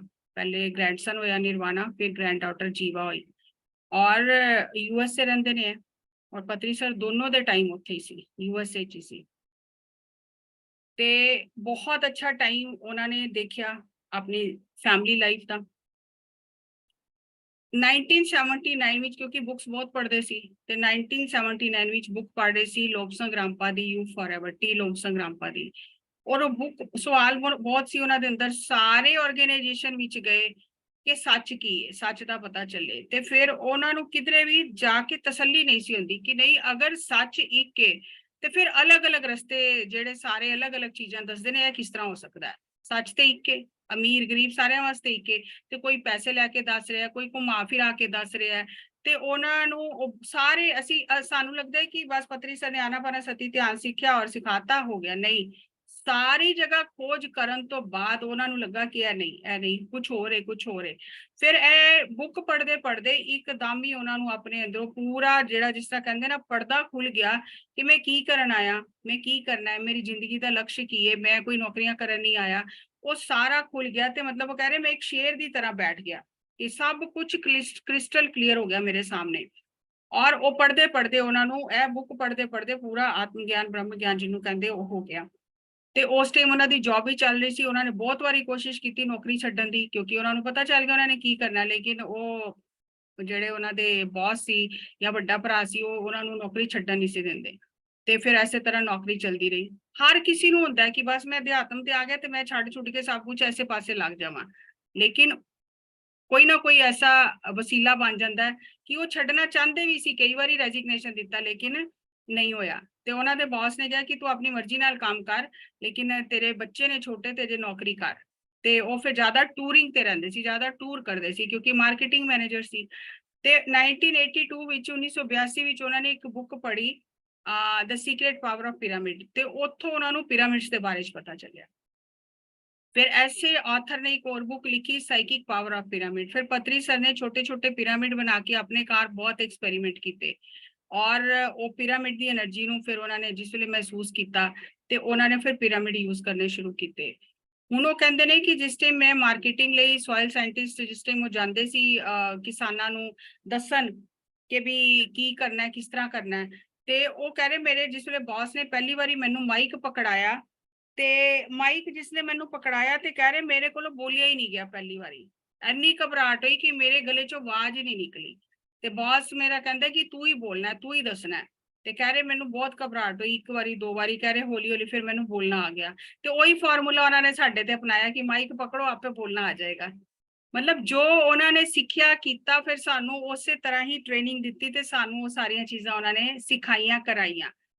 ਤੇ ਉਹ ਫਿਰ ਉਹ ਜਿਸ ਵੇਲੇ ਟੂਰ ਤੇ ਜਾਂਦੇ ਸੀ ਤੇ ਮੰਨ ਲਓ ਸਟੇਸ਼ਨ ਤੇ ਗਏ, ਸਬਜ਼ੀ ਵਾਲੀ ਨੂੰ ਕਿਹਾ ਤੂੰ ਸਾਰੀ ਸਬਜ਼ੀ ਮੈਨੂੰ ਦੇ ਦੇ ਤੇ ਪੈਸੇ ਤੂੰ ਲੈ ਲੈ ਮੇਰੇ ਕੋਲੋਂ ਤੇ ਤੂੰ ਬਹਿ ਕੇ ਧਿਆਨ ਕਰ, ਮੂੰਗਫਲੀ ਵਾਲੇ ਨੂੰ ਕਿਹਾ ਤੂੰ ਸਾਰੀ ਮੂੰਗਫਲੀ ਮੈਨੂੰ ਦੇ ਦੇ, ਤੂੰ ਧਿਆਨ ਕਰ, ਇਸ ਤਰ੍ਹਾਂ ਡਰਾਈਵਰ ਨੂੰ ਕਿਹਾ ਤੂੰ ਧਿਆਨ ਕਰ। ਮਤਲਬ ਜੋ ਵੀ ਮਿਲਦਾ ਸੀ ਉਹ ਉਹਨਾਂ ਨੂੰ ਧਿਆਨ ਕਰਾਉਂਦੇ ਸੀ। ਟੂਰ ਤੇ ਜਾਂਦੇ ਸੀ, ਨਾਲ ਨਾਲ ਕਿਸਾਨਾਂ ਨੂੰ ਖਾਦ ਵਗੈਰਾ ਦੇ ਬਾਰੇ ਦੱਸਦੇ ਸੀ, ਨਾਲ ਨਾਲ ਧਿਆਨ ਦੇ ਬਾਰੇ ਵੀ ਦੱਸ ਦਿੰਦੇ ਸੀ, ਧਿਆਨ ਵੀ ਕਰਾ ਦਿੰਦੇ ਸੀ। ਫਿਰ ਉਹ ਇੱਕ ਇੱਕ ਬੰਦੇ ਨੂੰ ਧਿਆਨ ਸਿਖਾਉਣ ਲਈ ਕਿੰਨੇ ਕਿੰਨੇ ਕਿਲੋਮੀਟਰ ਜਾਂਦੇ ਸੀ ਸਾਈਕਲ ਤੇ। ਤੇ ਕਹਿੰਦੇ ਨੇ ਕਿ ਮਤਲਬ ਇੱਕ ਬੰਦੇ ਨੂੰ ਧਿਆਨ ਸਿਖਾਉਣ ਲਈ ਉਹ ਰੈੱਡ ਬੱਸ ਜਿਹੜੀਆਂ ਆਮ ਬੱਸਾਂ ਚੱਲਦੀਆਂ ਸੀ ਹੈਦਰਾਬਾਦ, ਉਹਦੇ ਤੇ ਸਫ਼ਰ ਕਰਦੇ ਸੀ, ਔਰ ਉਹ ਬੱਸ ਸਵੇਰੇ ਉਹ ਤੋਂ 4 ਵਜੇ ਪਹੁੰਚਦੇ ਸੀ ਉੱਥੇ, ਸਵੇਰੇ 4 ਵਜੇ। ਤੇ 4 ਵਜੇ ਉਹ ਜਾ ਕੇ ਦਰਵਾਜ਼ਾ ਨਹੀਂ ਸੀ ਖੜਕਾਉਂਦੇ ਉਹਨਾਂ ਦਾ, ਬਾਹਰ ਹੀ ਬੈਠੇ ਰਹਿੰਦੇ ਸੀ ਪਾਰਕ ਵਿੱਚ ਕਿ ਇਹਨਾਂ ਦੀ ਡਿਸਟਰਬ ਹੋਏਗਾ। 6 ਵਜੇ ਉਹ ਦਰਵਾਜ਼ਾ ਖੋਲਦੇ ਸੀ ਤੇ ਉਹਨਾਂ ਨੂੰ ਪੁੱਛਦੇ ਸੀ ਤੁਸੀਂ ਕਿਸ ਟਾਈਮ ਆਏ, ਤੇ ਕਹਿੰਦੇ ਸੀ ਮੈਂ ਹੁਣੇ ਆਇਆ। ਤੇ ਫਿਰ ਚਾਹ ਪੀ ਕੇ ਉਹਨਾਂ ਨੂੰ ਧਿਆਨ ਸਿਖਾ ਕੇ ਤੇ ਫਿਰ ਉਹ ਧਿਆਨ ਸਿਖਾ ਕੇ ਥੋੜੀ ਦੇਰ ਵਾਪਸ ਆ ਜਾਂਦੇ ਸੀ। ਕਈ ਵਾਰ ਮੈਡਮ ਕਹਿੰਦੇ ਐਸਾ ਵੀ ਹੋਇਆ ਕਿ ਧਿਆਨ ਸਿਖਾਉਣ ਜਾਂਦੇ ਸੀ ਜਿਸ ਤਰ੍ਹਾਂ ਲੋਕਾਂ ਨੂੰ, ਲੋਕ ਉਸ ਟਾਈਮ ਧਿਆਨ ਸਿੱਖਣਾ ਹੀ ਨਹੀਂ ਸੀ ਚਾਹੁੰਦੇ ਤੇ ਲੋਕ ਦਰਵਾਜ਼ਾ ਵੀ ਨਹੀਂ ਸੀ ਖੋਲਦੇ। ਤੇ ਕਹਿ ਰਹੇ ਮੈਨੂੰ ਬੜਾ ਦੁੱਖ ਹੁੰਦਾ ਸੀ ਕਿ ਤੁਸੀਂ ਕਿਉਂ ਇੰਨੀ ਮਿਹਨਤ ਕਰਕੇ ਜਾਂਦੇ ਹੋ, ਲੋਕ ਸਿੱਖਣਾ ਨਹੀਂ ਚਾਹੁੰਦੇ। ਉਹ ਕਹਿ ਰਹੇ ਨਹੀਂ ਮੇਰਾ ਕੰਮ ਹੈ, ਮੈਂ ਸਿਖਾਣਾ। ਤੇ ਇਸ ਤਰ੍ਹਾਂ ਸਫ਼ਰ ਕਰਕੇ ਇੱਕ ਬੰਦੇ ਨੂੰ ਉਹਨਾਂ ਨੇ ਉਸ ਟਾਈਮ ਧਿਆਨ ਸਿਖਾਇਆ ਜਿਸ ਵੇਲੇ ਧਿਆਨ ਦੇ ਬਾਰੇ ਚ ਕੋਈ ਸੁਣਨਾ ਵੀ ਨਹੀਂ ਸੀ ਚਾਹੁੰਦਾ। ਤੇ ਫਿਰ ਉਹਨਾਂ ਨੂੰ 1980-83 ਦਾ ਜਿਹੜਾ ਟਾਈਮ ਸੀ 3 ਸਾਲ ਦਾ, ਗੁਰੂ ਸਦਾਨੰਦ ਯੋਗੀ ਜੀ ਮਿਲੇ। ਸਦਾਨੰਦ ਯੋਗੀ ਜੀ ਦੀ ਵੀ ਬਹੁਤ ਹੀ ਮਹਾਨ ਉਹਨਾਂ ਦੀ ਜੀਵਨੀ ਹੈ। ਉਹ ਪਿਰਾਮਿਡ ਧਿਆਨ ਜਗਤ ਵਿੱਚ ਅੱਗੇ ਵੀ ਅਸੀਂ ਦਿੱਤੀ ਹੈ ਕਿ ਉਹ ਛੋਟੇ ਬੱਚੇ ਸੀ ਤੇ ਉਹਨਾਂ ਨੂੰ ਕੋਈ ਯੋਗੀ ਨਾਲ ਲੈ ਆਇਆ ਤਿੱਬਤ ਤੋਂ ਹਿਮਾਲਿਆ, ਤੇ ਉਹ ਯੋਗੀ ਕੁਝ ਬੋਲਦਾ ਨਹੀਂ ਸੀ ਤੇ ਇਹ ਬਚਪਨ ਸੀ ਤੇ ਇਹ ਉਹਨਾਂ ਦੀ ਸੇਵਾ ਕਰਦੇ ਸੀ। ਇੱਕ ਦਿਨ ਯੋਗੀ ਬੋਲਿਆ ਤੇ ਬੱਚੇ ਐ ਸੀ ਤੇ ਬੜੇ ਖੁਸ਼ ਹੋ ਗਏ ਕਿ ਚਲੋ ਅੱਜ ਕੁਝ ਮੈਨੂੰ ਗਿਆਨ ਦੀ ਗੱਲ ਦੱਸੇਗਾ। ਤੇ ਯੋਗੀ ਨੇ ਬੋਲਿਆ ਕਿ ਮੈਂ ਸਰੀਰ ਛੱਡਣ ਲੱਗਾ। ਤੇ ਬੱਚੇ ਸੀ ਤੇ ਬੜਾ ਹੀ ਰੋਏ ਕਿ ਇਹ ਚੰਗਾ ਹੋ ਗਿਆ, ਮੈਂ ਇੰਨੇ ਟਾਈਮ ਰਿਹਾ ਤੇ ਗੱਲ ਵੀ ਕੀਤੀ ਤੇ ਕੀ ਕੀਤੀ ਕਿ ਮੈਂ ਸਰੀਰ ਛੱਡਣ ਲੱਗਾ। ਤੇ ਉਹਨਾਂ ਨੇ ਕਿਹਾ ਕਿ ਤੂੰ ਜਾ, ਹੁਣ ਤੂੰ ਜਾ ਤੇ ਜਾ ਕੇ ਤੈਨੂੰ ਭਾਰਤ ਦਾ ਦੌਰਾ ਕਰ। ਤੇ ਉਹਨਾਂ ਨੇ ਇੰਨਾ ਕਹਿ ਕੇ ਸਰੀਰ ਛੱਡ ਦਿੱਤਾ। ਹੁਣ ਉਹ ਬੜੇ ਉਦਾਸ ਹੋ ਕੇ ਉਹ ਸਦਾਨੰਦ ਯੋਗੀ ਜੀ ਫਿਰ ਜਗ੍ਹਾ ਜਗ੍ਹਾ ਕਸ਼ਮੀਰ ਤੋਂ ਕੰਨਿਆ ਕੁਮਾਰੀ ਤੱਕ ਉਹਨਾਂ ਨੇ ਯਾਤਰਾ ਕੀਤੀ, ਔਰ ਯਾਤਰਾ ਕਰਦੇ ਕਰਦੇ 1982 ਦੇ ਟਾਈਮ ਵਿੱਚ ਆ ਕੇ ਕਰਨੂਲ ਰਹਿਣ ਲੱਗ ਗਏ ਇੱਕ ਹੋਟਲ 'ਚ। ਉੱਥੇ ਪਤਰੀ ਜੀ ਦੇ ਜਿਹੜੇ ਦੋਸਤ ਸੀ, ਉਹ ਜਿਹੜੇ ਉਹਨਾਂ ਨਾਲ ਉੱਠਦੇ ਬੈਠਦੇ ਸੀ, ਧਿਆਨ ਦੀਆਂ ਗੱਲਾਂ ਕਰਦੇ ਸੀ, ਰਾਮਚੰਦਰ ਰੈਡੀ ਜੀ ਔਰ ਹੋਰ ਵੀ ਜਿਹੜੇ ਸੀ, ਤੇ ਉਹਨਾਂ ਨੇ ਫਿਰ ਪਤਰੀ ਸਰ ਨੂੰ ਕਿਹਾ ਕਿ ਇੱਥੇ ਇੱਕ ਯੋਗੀ ਆਏ ਹੋਏ ਨੇ ਤੇ ਜਾ ਕੇ ਮਿਲਨੇ ਆ। ਤੇ ਉਹ ਸਦਾਨੰਦ ਯੋਗੀ ਜੀ ਨੂੰ ਮਿਲਣ ਗਏ ਤੇ ਸਦਾਨੰਦ ਯੋਗੀ ਜੀ ਨੇ ਦੇਖਦੇ ਹੀ ਕਿਹਾ ਕਿ ਤੁਸੀਂ ਕੀ ਕਰਨ ਆਏ ਹੋ? ਮੇਰੇ ਕੋਲ ਤੇ ਆਤਮ ਗਿਆਨ ਤੋਂ ਇਲਾਵਾ ਹੋਰ ਕੁਝ ਨਹੀਂ, ਅਗਰ ਕੁਝ ਹੋਰ ਲੈਣਾ ਹੈ ਤਾਂ ਮੇਰੇ ਕੋਲ ਹੈ ਹੀ ਨਹੀਂ।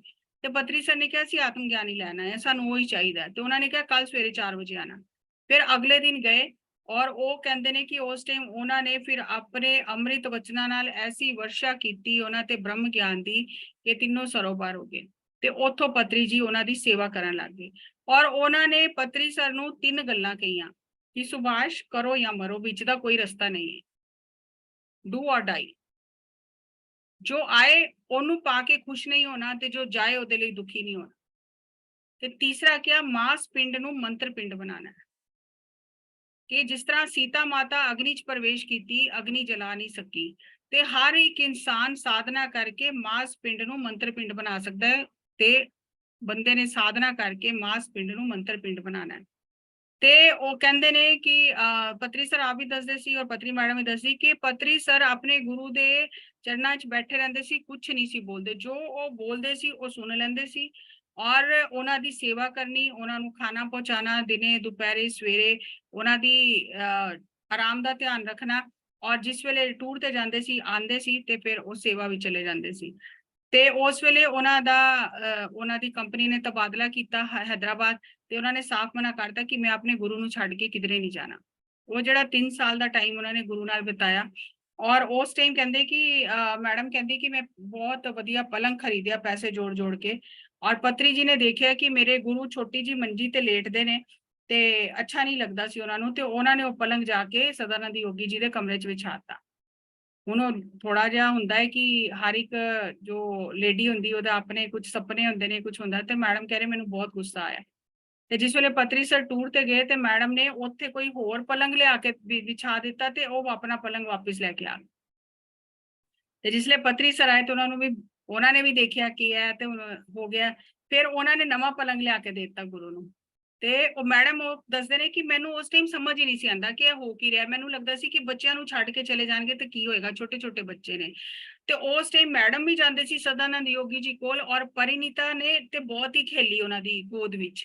ਤੇ ਉਹ ਕਹਿੰਦੀ ਕਿ ਮੈਂ ਬੜੇ ਗਰਵ ਨਾਲ ਕਹਿੰਦੀ ਹਾਂ ਕਿ ਮੈਂ ਆਪਣੇ ਪਿਤਾ ਦੀ ਔਰ ਸਦਾਨੰਦ ਯੋਗੀ ਜੀ ਦੀ ਸਭ ਤੋਂ ਛੋਟਾ ਬੱਚਾ ਸ਼ਿష్ਯ ਹਾਂ।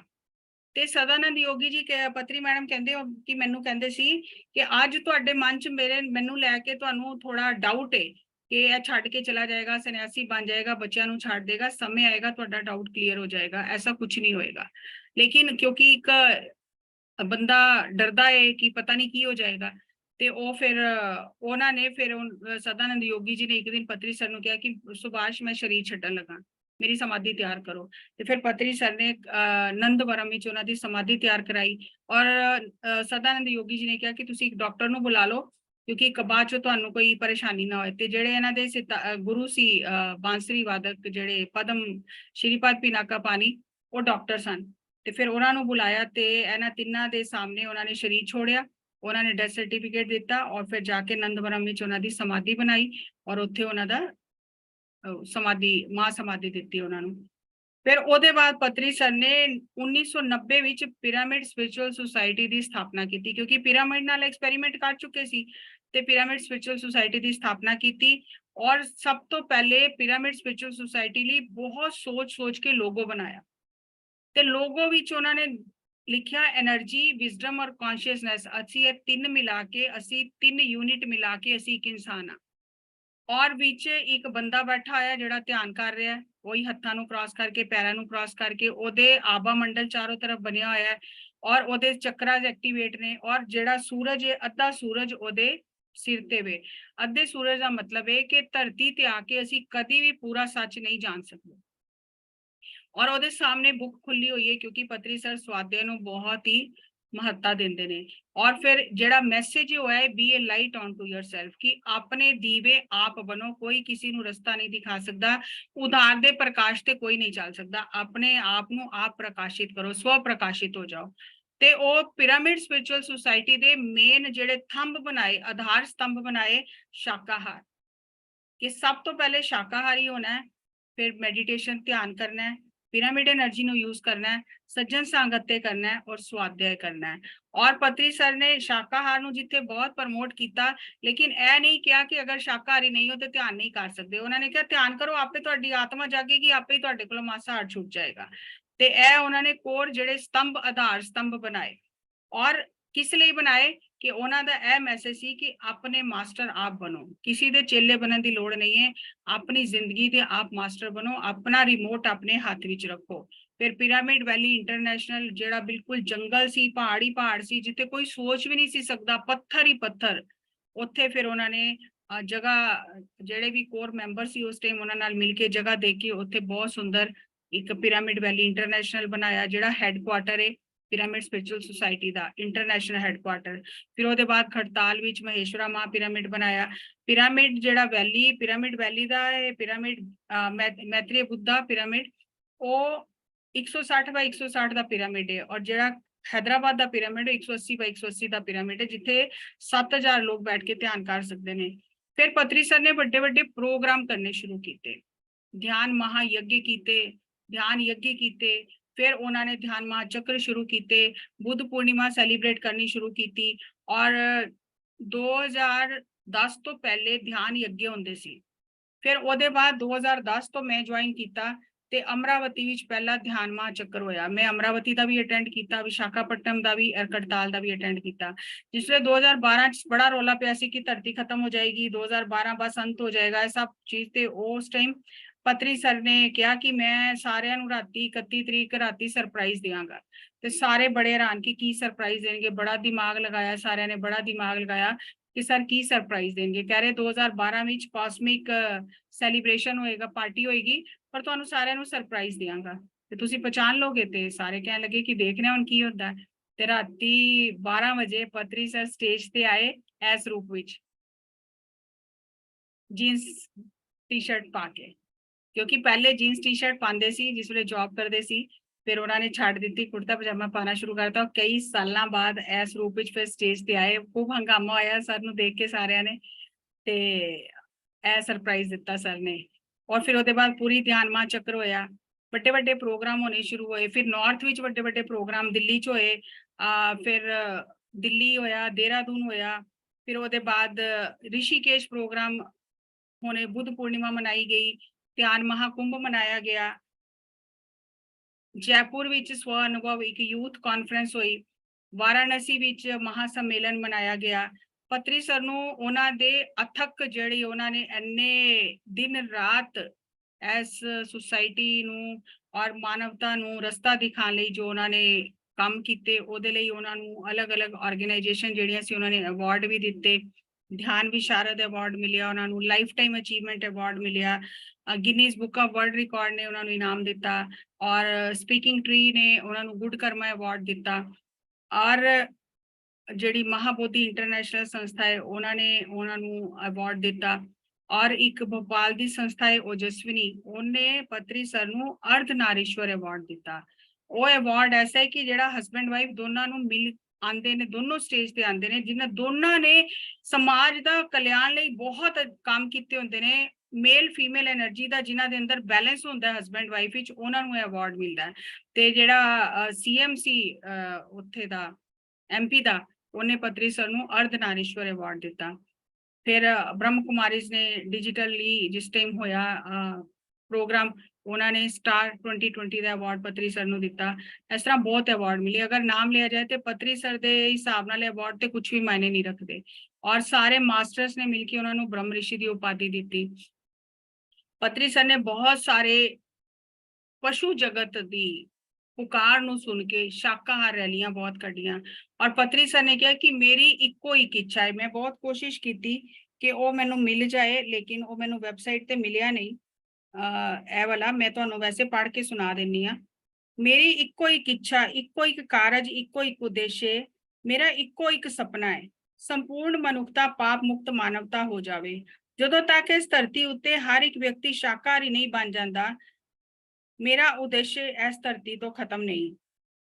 ਮੇਰਾ ਜ਼ਿੰਦਗੀ ਦਾ ਖਾਸ ਉਦੇਸ਼ ਧਰਤੀ ਮਾਂ ਨੂੰ ਇਸ ਬੋਝ ਤੇ ਸ਼ਰਮ ਤੋਂ ਮੁਕਤ ਕਰਨਾ ਹੈ ਜੋ ਉਹ ਹਿਮਾਲਿਆ ਦੇ ਬਰਾਬਰ ਹੋ ਰਹੀ ਸੰਪੂਰਨ ਪਸ਼ੂ ਜਗਤ ਔਰ ਦੇ ਪ੍ਰਤੀ ਬੇਰਹਿਮੀ ਨੂੰ ਮਹਿਸੂਸ ਕਰ ਰਹੀ ਹੈ। ਬਹੁਤ ਜ਼ਿਆਦਾ ਬੇਰਹਿਮੀ ਨੂੰ ਖਤਮ ਕਰਨ ਦਾ ਇੱਕੋ ਇੱਕ ਰਸਤਾ ਹੈ, ਉਹ ਹੈ ਧਿਆਨ। ਜਦੋਂ ਤੱਕ ਮਨੁੱਖ ਜਾਗਰੂਕ ਨਹੀਂ ਹੁੰਦਾ, ਜਦੋਂ ਤੱਕ ਭੋਜਨ ਦੇ ਨਾਮ ਤੇ ਪਸ਼ੂਆਂ ਦੇ ਸ਼ਰਮਨਾਕ ਔਰ ਬੇਰਹਿਮੀ ਹੱਤਿਆ ਕਰਕੇ ਆਪਣੇ ਹਿੰਸਾਤਮਕ ਰਸਤੇ ਤੋਂ ਬਾਹਰ ਨਹੀਂ ਆਂਦਾ, ਜਦ ਧਰਤੀ ਉੱਤੇ ਹਰ ਵਿਅਕਤੀ ਇਸ ਗੱਲ ਨੂੰ ਸਮਝ ਜਾਏਗਾ, ਉਸ ਦਿਨ ਧਰਤੀ ਤੇ ਸਵਰਗ ਦੀ ਸਥਾਪਨਾ ਹੋ ਜਾਏਗੀ। ਹੁਣ ਧਰਤੀ ਉੱਤੇ ਨਰਕ ਹੈ। ਇਸ ਲਈ ਅਸੀਂ ਧਿਆਨ ਵਿਗਿਆਨ ਦਾ ਪ੍ਰਚਾਰ ਪ੍ਰਸਾਰ ਕਰਦੇ ਹਾਂ ਕਿ ਧਰਤੀ ਉੱਤੇ ਮਨੁੱਖਾਂ ਵਿੱਚ ਦਇਆ ਦੀ ਭਾਵਨਾ ਜਾਗੇ। ਤਦ ਹੀ ਇਹਨਾਂ ਸੁੰਦਰ ਪਸ਼ੂ ਪੰਛੀਆਂ ਤੇ ਮੱਛੀਆਂ ਦੀ ਹੱਤਿਆ ਸਮਾਪਤ ਹੋ ਜਾਏਗੀ। ਮੇਰੇ ਲਈ ਸੱਚੀ ਅਧਿਆਤਮਿਕਤਾ ਇਹ ਹੈ। ਮੈਨੂੰ ਇਸ ਗੱਲ ਨਾਲ ਕੋਈ ਫਰਕ ਨਹੀਂ ਪੈਂਦਾ ਤੁਹਾਡੀ ਦਿਵਯ ਦ੍ਰਿਸ਼ਟੀ ਹੈ ਜਾਂ ਨਹੀਂ, ਤੁਹਾਡੀ ਕੁੰਡਲਨੀ ਜਾਗੀ ਹੈ ਜਾਂ ਨਹੀਂ। ਮੈਂ ਚਾਹੁੰਦਾ ਹਾਂ ਤੁਸੀਂ ਸਾਰੇ ਸ਼ਾਕਾਹਾਰੀ ਬਣੋ। ਮੈਨੂੰ ਸ਼ਾਕਾਹਾਰੀ ਜਗਤ ਚਾਹੀਦਾ ਹੈ। ਮੈਨੂੰ ਤੁਹਾਡੇ ਚੱਕਰਾਂ ਤੇ ਸੂਖਮ ਸਰੀਰ ਦੀ ਯਾਤਰਾ ਨਾਲ ਕੋਈ ਫਰਕ ਨਹੀਂ ਪੈਂਦਾ। ਮੈਂ ਤੁਹਾਡੇ ਸੂਖਮ ਲੋਕਾਂ ਦੇ ਕਾਰਨ, ਲੋਕਾਂ ਦੇ ਮਹਾਕਾਰਨ, ਲੋਕਾਂ ਦੇ ਮਹਾਨ ਗਿਆਨ ਦੀ ਵੀ ਪਰਵਾਹ ਨਹੀਂ ਕਰਦਾ। ਪਰ ਹਾਂ, ਮੈਂ ਸੰਪੂਰਨ ਪਸ਼ੂ ਜਗਤ ਦੇ ਵੱਲ ਤੁਹਾਡੀ ਕਰੁਣਾ, ਦਇਆ ਤੇ ਮਿੱਤਰਤਾ ਦੀ ਪਰਵਾਹ ਕਰਦਾ ਹਾਂ। ਮੈਂ ਆਪਣੇ ਪਸ਼ੂ ਪੰਛੀਆਂ ਮੱਛੀਆਂ ਨੂੰ ਇਸ ਧਰਤੀ ਤੇ ਖੁਸ਼ੀ ਨਾਲ ਜਿਉਂਦੇ ਰਹਿਣਾ ਵੇਖਣਾ ਚਾਹੁੰਦਾ ਹਾਂ। ਮੈਂ ਧਰਤੀ ਮਾਂ ਨੂੰ ਸਹੀ ਮਾਇਨਿਆਂ ਵਿੱਚ ਨਿਸ਼ਚਿੰਤ, ਸ਼ਾਂਤੀਪੂਰਨ ਤੇ ਮੁਸਕਰਾਉਂਦੇ ਹੋਏ ਦੇਖਣਾ ਚਾਹੁੰਦਾ ਹਾਂ। ਮੇਰੀ ਸਿਰਫ ਔਰ ਸਿਰਫ ਇਹੀ ਇੱਕ ਇੱਛਾ ਹੈ। ਇਹ ਪੱਤਰੀ ਸਰ ਨੇ ਆਪਣੇ ਹੱਥੀ ਲਿਖਿਆ ਕਿ ਮੇਰੀ ਇਹ ਇੱਛਾ ਹੈ। ਤੇ ਤੁਸੀਂ ਦੱਸੋ, ਉਹ ਕਹਿ ਰਹੇ ਨੇ ਕਿ ਮੈਨੂੰ ਤੁਹਾਡੇ ਕੁੰਡਲਨੀ ਸ਼ਕਤੀ, ਤੁਹਾਡੇ ਚੱਕਰਾਂ, ਤੁਹਾਡਿਆਂ ਦੀ ਕੋਈ ਪਰਵਾਹ ਨਹੀਂ ਹੈ। ਮੈਨੂੰ ਇਹ ਪਰਵਾਹ ਹੈ ਕਿ ਮੇਰੇ ਪਸ਼ੂ ਜਾਤੀ ਜਿਹੜੀ ਹੈ, ਮੱਛੀਆਂ ਨੇ ਔਰ ਪੰਛੀ ਨੇ, ਉਹ ਸੁਖੀ ਰਹਿਣ, ਸ਼ਾਂਤੀ ਧਰਤੀ ਤੇ ਬਣੀ ਰਹੇ। ਫਿਰ ਉਹਨਾਂ ਨੇ ਪਿਰਾਮਿਡ ਪਾਰਟੀ ਦੀ ਸਥਾਪਨਾ ਕੀਤੀ। ਹੁਣ ਸਾਰੇ ਬੜੇ ਹੈਰਾਨ ਹੋ ਗਏ ਕਿ ਪੱਤਰੀ ਸਰ ਨੇ ਪਿਰਾਮਿਡ ਪਾਰਟੀ ਤੋਂ ਕੀ ਲੈਣਾ, ਕਿਉਂਕਿ ਸਾਨੂੰ ਗੁਰੂ ਜੋ ਕਰਦਾ ਸਾਨੂੰ ਸਮਝ ਹੀ ਨਹੀਂ ਆਉਂਦੀ। ਤੇ ਫਿਰ ਪੱਤਰੀ ਸਰ ਕੋਲ ਜਿਸਲੇ ਸਵਾਲ ਪੁੱਛਿਆ ਸਾਰਿਆਂ ਨੇ ਕਿ ਤੁਸੀਂ ਇੰਨੀ ਗਰਮੀ ਵਿੱਚ ਜਾ ਕੇ ਇੰਨਾ ਪ੍ਰਚਾਰ ਕਰਦੇ ਹੋ, ਰੈਲੀਆਂ ਕੱਢਦੇ ਹੋ, ਫਿਰ ਪਿਰਾਮਿਡ ਪਾਰਟੀ ਲਈ ਇੰਨਾ ਪ੍ਰਚਾਰ ਕਰਦੇ ਹੋ, ਤੇ ਕੀ ਅਸੀਂ ਮਤਲਬ ਸਰਕਾਰ ਵਿੱਚ ਅਸੀਂ ਐਕਟਿਵਲੀ ਪਾਰਟ ਲੈਣਾ, ਕਿਉਂ ਅਸੀਂ ਪਿਰਾਮਿਡ ਪਾਰਟੀ ਬਣਾ ਰਹੀ ਹੈ। ਤੇ ਪੱਤਰੀ ਸਰ ਨੇ ਕਿਹਾ ਕਿ ਮੈਂ ਕੋਈ ਵੀ ਇੱਕ ਵੀ ਮੌਕਾ ਐਸਾ ਛੋੜਨਾ ਨਹੀਂ ਚਾਹੁੰਦਾ ਜਿੱਥੇ ਮੈਂ ਲੋਕਾਂ ਨੂੰ ਪਹੁੰਚ ਕੇ ਧਿਆਨ ਨਾ ਸਿਖਾਵਾਂ।